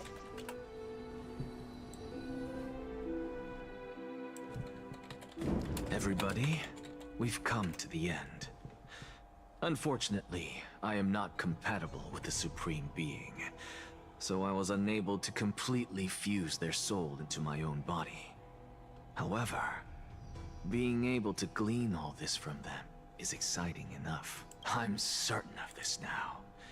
Before the Titans that we are well acquainted with were born, a group of heroes roamed the land. These heroes followed a prophecy and took possession of divine authorities one by one, until they eventually became the pantheon of the New World. Just like the flame chase journey of today, Amphorius's history is cyclical in nature. Huh. What a startling revelation. This means that the demigods, who bear the core flames, will also become the new titans at the world's end, thereby shaping a new world? I believe that this is the truth behind the Era Nova, as mentioned in the prophecy. This is utterly unbelievable. Besides, those twins in the past, even if they really are Thanatos, their whereabouts are still unknown even today. Are their whereabouts truly unknown? Didn't Polixia mention that seaside town? The birthplace of alchemy and the tale of the dragon. In our world, there exists a city which perfectly matches that description. Styxia. But the people there worship Vagusa and bear no relation to Thanatos. I have also never been to that place, as in the time of Idonia, it had long turned into underwater ruins. Take this. This is... the new Sporist masterpiece, the Philosopher's Stone. It was made by transmuting all of the sages' wisdom into a single entity, with their flesh and blood as its foundation. Remember, I've mentioned before that the art of alchemy is all about conversion, tempering, and ascension. This process also applies to the pursuit of truth. Regardless of how unbelievable this sounds, the truths of the world have been refined from the impurities. Think about the story of the dragon.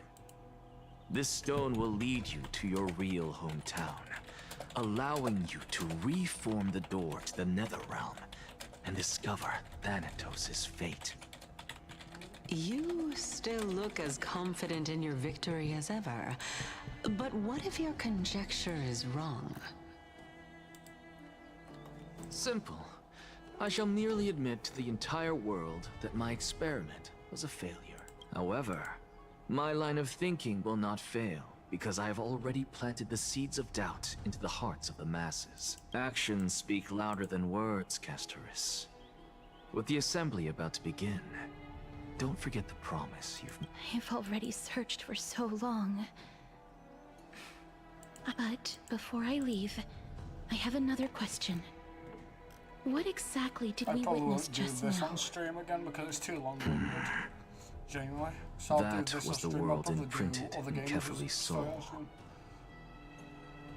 If we are to prove its existence, you must take the final step.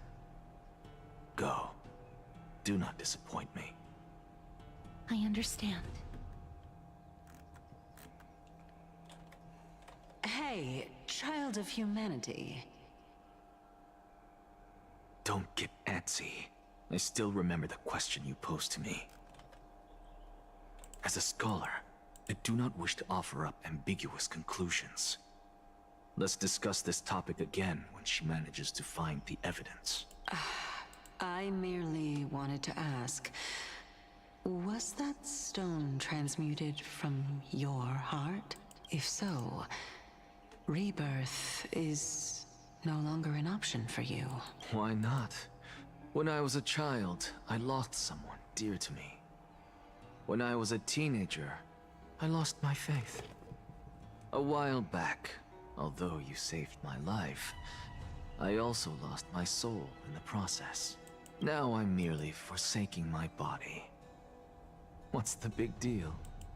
Why are you always finding ways to die? Isn't it good to be alive? This is but a necessary sacrifice on my path to transform into the purest of them all. Can someone who's dead even claim to be the purest of them all? Furthermore, if your hypothesis is proven correct, does it not just confirm that the myths are true, and thereby invalidate all your theories? No, it's just the opposite. If my hypothesis is correct, it means that I can actually ascend to godhood and reshape this absurd world that you all have created. Fucking finally, I get to go back to my character, bro. That's a lot to take in at once. Lady Aglaya. Go on. You know that the core flame of death has always been the greatest unknown regarding the Era Nova, which is why both you and Kindness desire to gain the power to control that core flame in the approaching Citizens' Assembly. Professor Anexa has come to a consensus with Kindness. They want to suspend the trial once Thanatos' core flame is reclaimed, hoping thus to eradicate death from this world. If they're successful, then the flame chase journey will cease, and Akama can enjoy everlasting peace. But I know this runs counter to your wishes. So long as we do not usher in Era Nova, the Black Tide will never be eradicated. Even with Lord Mighty on the front line, and the Black Tide not posing an immediate risk, the danger nevertheless remains. Honestly, it's difficult for me to assess the pros and cons in this decision. But someone must bring the core flame before we can begin negotiations over it. The Titan could be very near. I cannot let this chance slip by. Well said. You already had every reason to seek an audience with Thanatos. It's that great performer who has weaponized your wishes and placed us in this difficult situation. A world without death. Do you desire that too? If fate dictates that my path must oppose yours, I will do all I can to resist it and protect what I aspire to achieve. Lord Mighty showed me that without taking the first step, all talk of what follows is moot.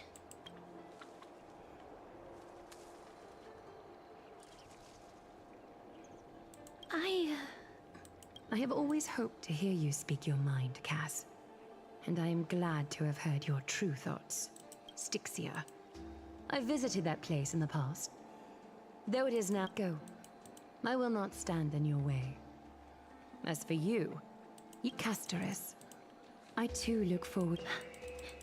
I hate to put a damper. If Styxia is now an island surrounded by the River of Souls. The answer is quite simple. In the myths, Zagreus once made the domain of the dead their treasure vault. That is to say, they could enter and leave the nether realm as they pleased. And if they could do that, then it follows that the demigod who inherited their divinity must... I'll see you at Marmorial Palace at Action Hour. Yup. And it's so long-winded every time. They don't do anything to, like, think of the player's pacing. It's, I have to talk for this, like, hours now. This is the only way we, as Hoyo, know how to tell a story. It has to be this slow, or people might not understand, because you like picking mint. Fucking hell, just get to the point. Literally sat there for 50 minutes, fucking just dialogue, saying similar things over and over without explaining much of anything. That's a lot of words, but it's not a lot of explanations. Brent, is the debate finally over? Did you win?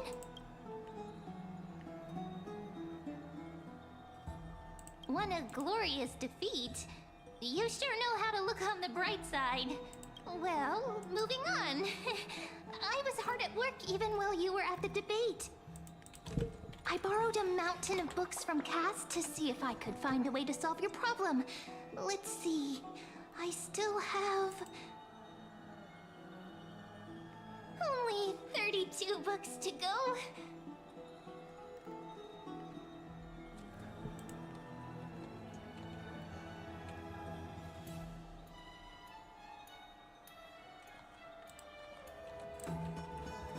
Really? Oh, that's fantastic news. I knew it. Hard work always pays off.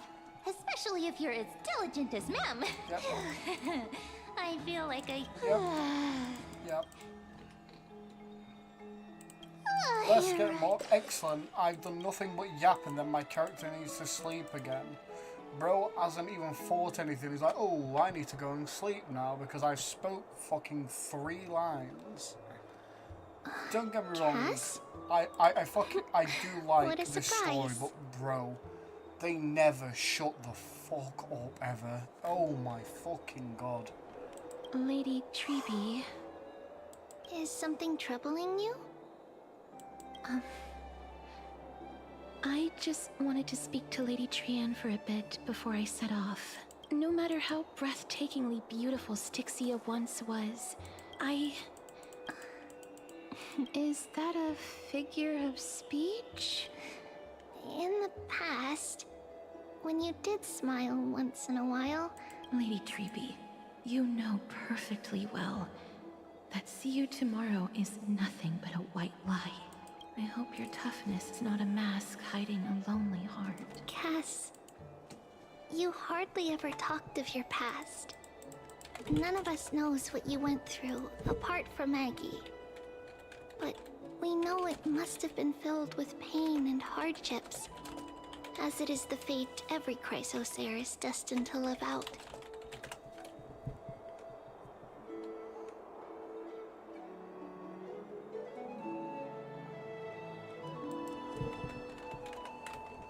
We are just happy for you that the core flame you're meant to inherit has finally surfaced.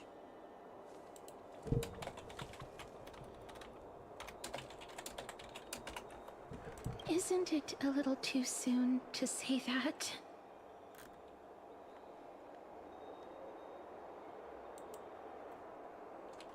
But you already know where tomorrow is, don't you? There's no need to rely on anyone else. Just give it your all and leave no regrets. We have always believed that your embrace is just as warm as everyone else's, because we embrace others to comfort them. And Cass, you're the kindest Chrysos heir we know. Thank you, Lady Treeby. This feeling... Then go do it, Catrian! Was actually working on a surprise gift for you. It's a pity she didn't get to finish it. But now Trinan and I are working on it, and we'll make sure to give it to you. So, let's meet back here when you return from Styxia. Safe travels. See you tomorrow!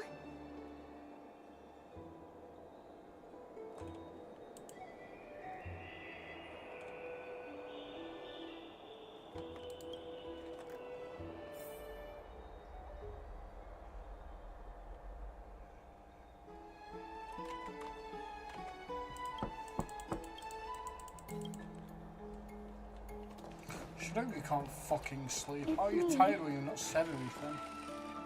You haven't done anything ever. I hope I didn't wake you. Huh? No. No.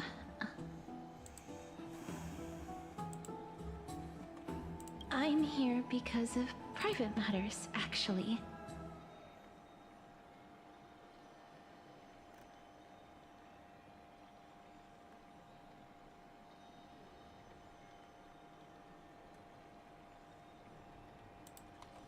If it isn't too much to ask, I'd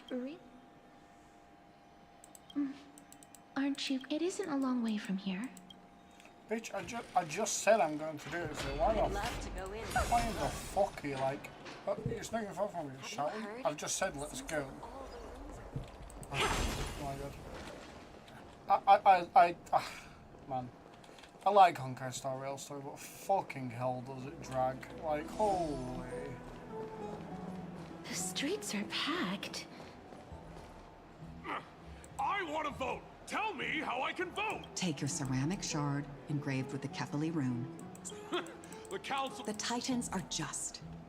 So long as... Oh, please. And I pray that... Why? That was... Why? I don't... To this day, this peaceful sight.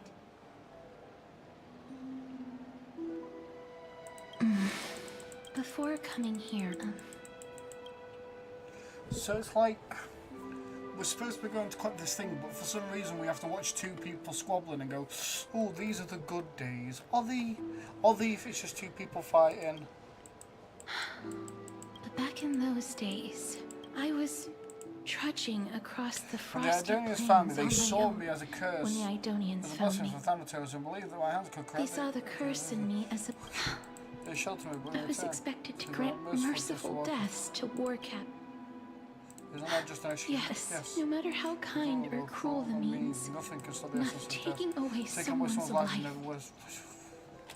Okay. We've got a little bit of interest in Laura and all that. Their voices...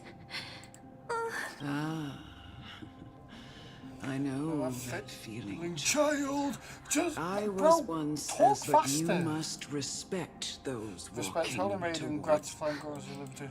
What you're asking me to do is no better than the task of an executioner. No matter the titles, I am... This won't be the first time that Edonia's fanatical nether warriors have faced death. Is the mightiest and gravest power in this world. Then let me in, Idonia. Do we really need The another great fucking the story? sword has but should they execute every execane? You, I'm asking you to consider. Go, walk. Oh my fucking god! I don't need a story within a story. Stop fucking giving me Stop giving me stories within stories that I don't care about. This is your duty. Thank you. If you cannot learn to exist as your last chance. No!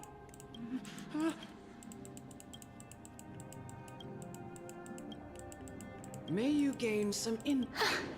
Is... No. This is just the.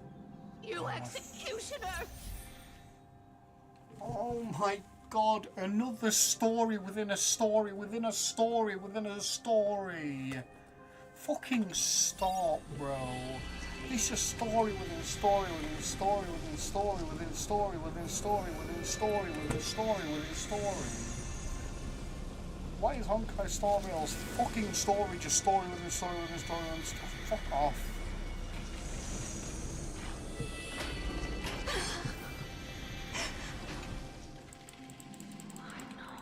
You don't even have the audacity. Like a fucking 10-minute animation. You just touch it.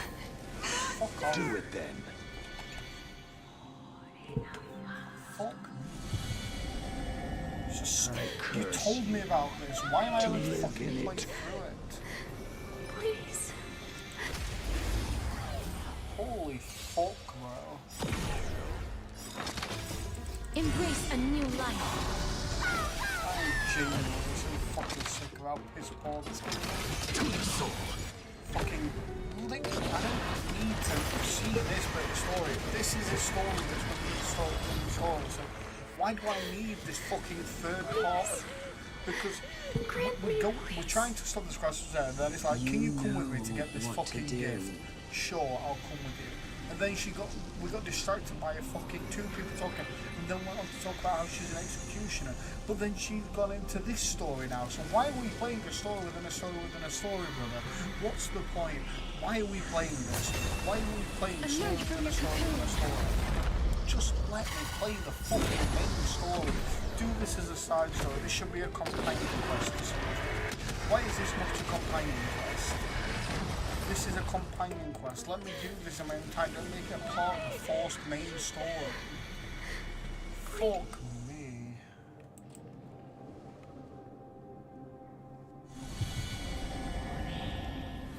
It's like they forced the main story and the companion stories together, so it's just over bloated for everything. I wanted to understand the main story. This has nothing to do with it outside of Cass's inferiority complex about being the fucking heir of death. Just kill people. Come. What are you trying to do with me? I have aged. The final rest. You're not that old yet. No.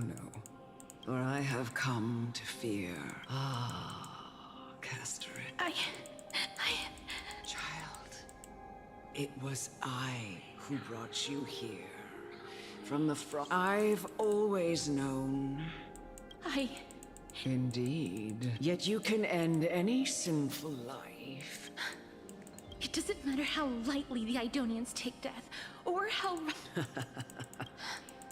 I've taught you and cared for you as my own daughter all this time. In the eyes of an Idonian, death is the end of all. You can only live your... And when you do, even if you eventually leave Idonia's protection... No! Come now. Show me that you... Come now. It's time. I've already taught you.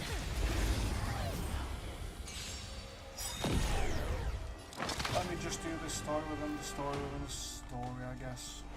Look, with this divine power, I reforge all things. It's coming! I need the West Wind! Away we go!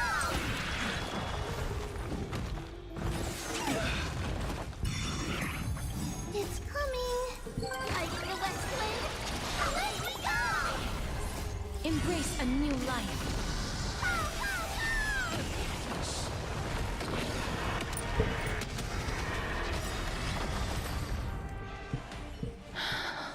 This was the last time I followed her command. The executioner, who had seen too much death, died the same way as everyone else. Elder Amunet, the person who tried to teach me about death, ultimately vanished like I have nothing but respect. I erected a cenotaph in her honor in the marshes outside Idonia's city. It was a long... It seems the most terrible darkness in this world. How did it dissipate and why do they haunt? I continued my travels to seek and I just want... Can I make anything? I don't want to die. Please, Oh my god, something actually interesting. An actual story beat. Fuck me. like this. Just let me go. Actual interesting storytelling. Fuck me. If this was every cutscene, it'd be fine. Or every app session. I see hands. But it's not, it's fucking piss on a black screen and talking.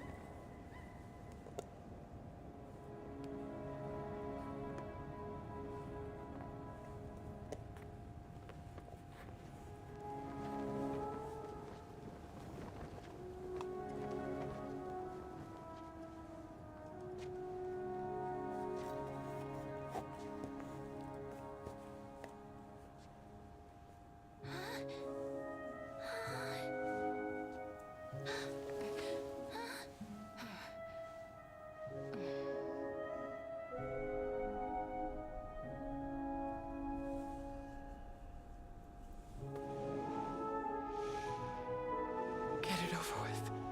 End its suffering.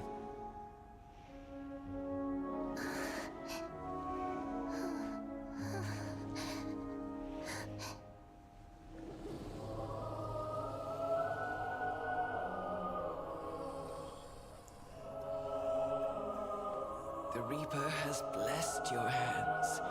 Only you can grant them peace.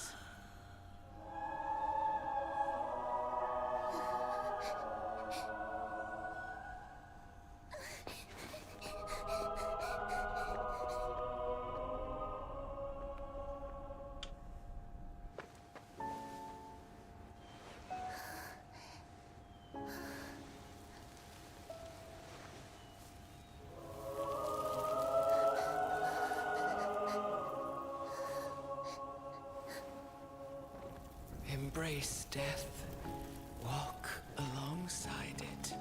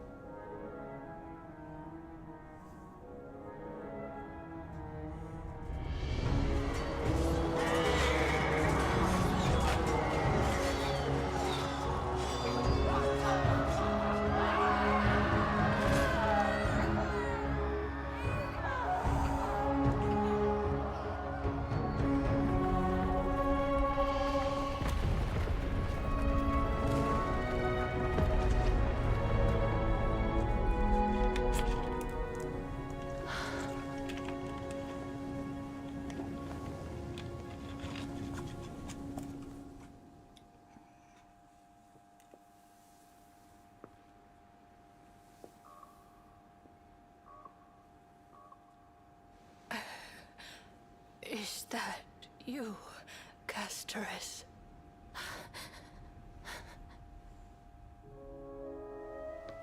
All of them have gone, heeding death's summon, crossing into their domain. I must go too. I don't fear it, just I have some regrets. Watching people leave this world again and again, it must be lonely for you. You must want to desperately embrace them before they go. I can't. These hands, they're too cold.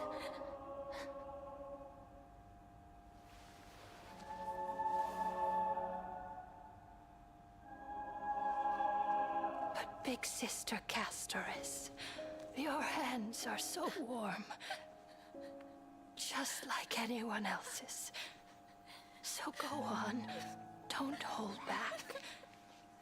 Give me a warm hug.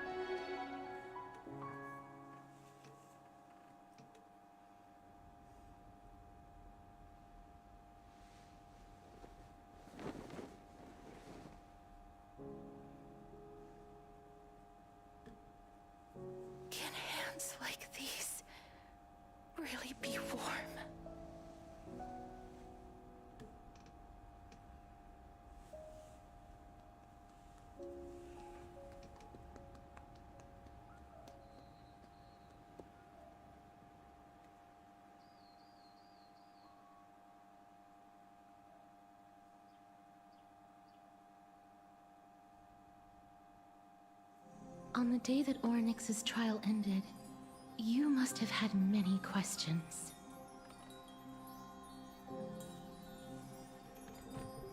I felt just as confused. Why, as someone from beyond the sky, were you so cruelly dragged into Amphorius's fate? I wished I could take action, but no matter how hard I try, I cannot simply interact with the living as ordinary people do.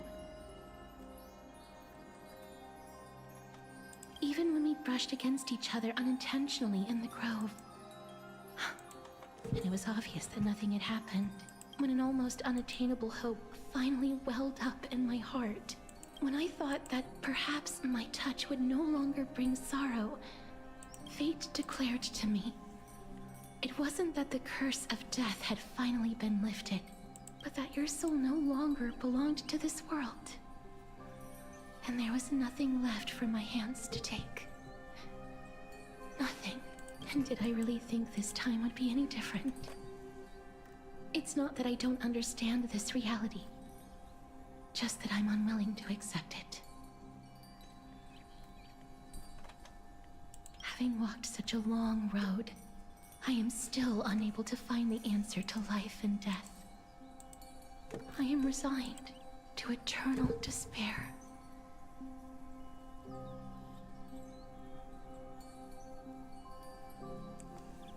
Anything I wish to hold on to, death will inevitably wrest from my grasp. From that moment on, I lacked the courage to confirm it again. Until...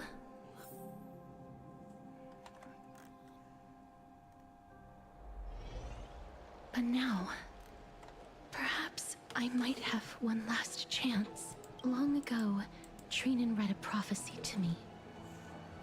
At the end of the Sea of Flowers, the souls of the living shall warm thy fingertips, and after an embrace, there shall be eternal separation. I found no surprise in it, for her words sounded not like a foretelling, but a perfect reflection of my past. Embraces in this world are born of reunions, yet my touch speaks only of farewells. In that moment, I had no doubt that this destiny would weave itself through the entirety of my life. And yet, things have taken a turn for the better. Now that I can finally have an audience with Thanatos, perhaps I can rewrite the meaning of that fated prophecy.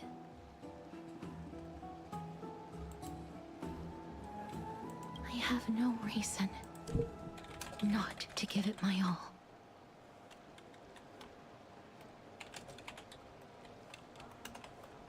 For your sake, and for my own.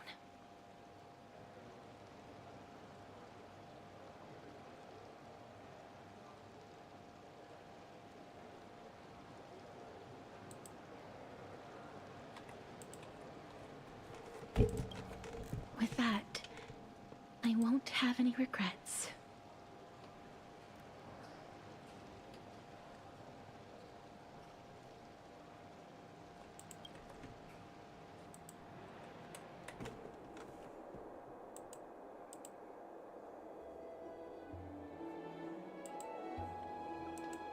Let's put that aside for the moment. I want to retrieve a small gift I specially prepared for you.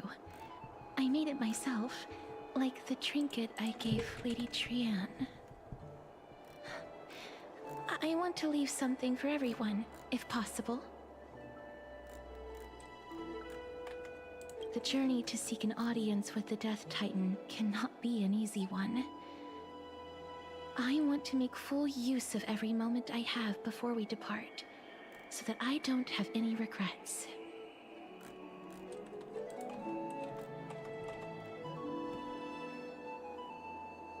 Then, perhaps you can have a look at it first. You don't have to take it if you don't like it. Look, it's right there. Huh? Where did... What's going on? This is the coin of Zagreus. No doubt about it, it's a Lady Cipher, the demigod of Zagreus who... so many years have passed. Let's just do as the slate says, and look...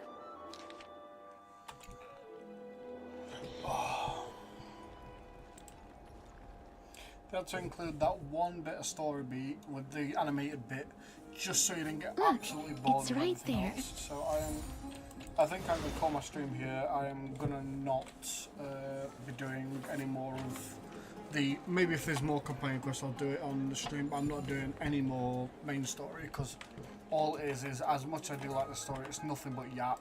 It's just hours and hours of yap, and it's just not entertaining. It's unironically like 4 hours, and I've not fought anything really. So I've got these characters that I pulled, and I don't get to use them because, yeah, the game deemed not to. So thank you for stopping by, guys. I appreciate you watching. I promise the next stream will be a lot less boring. And yeah, new video should be coming out tomorrow because I will be doing my pulls in the second half of the anniversary event in a much better game known as Wuthering Waves. And yeah, thank you very much, guys. Talk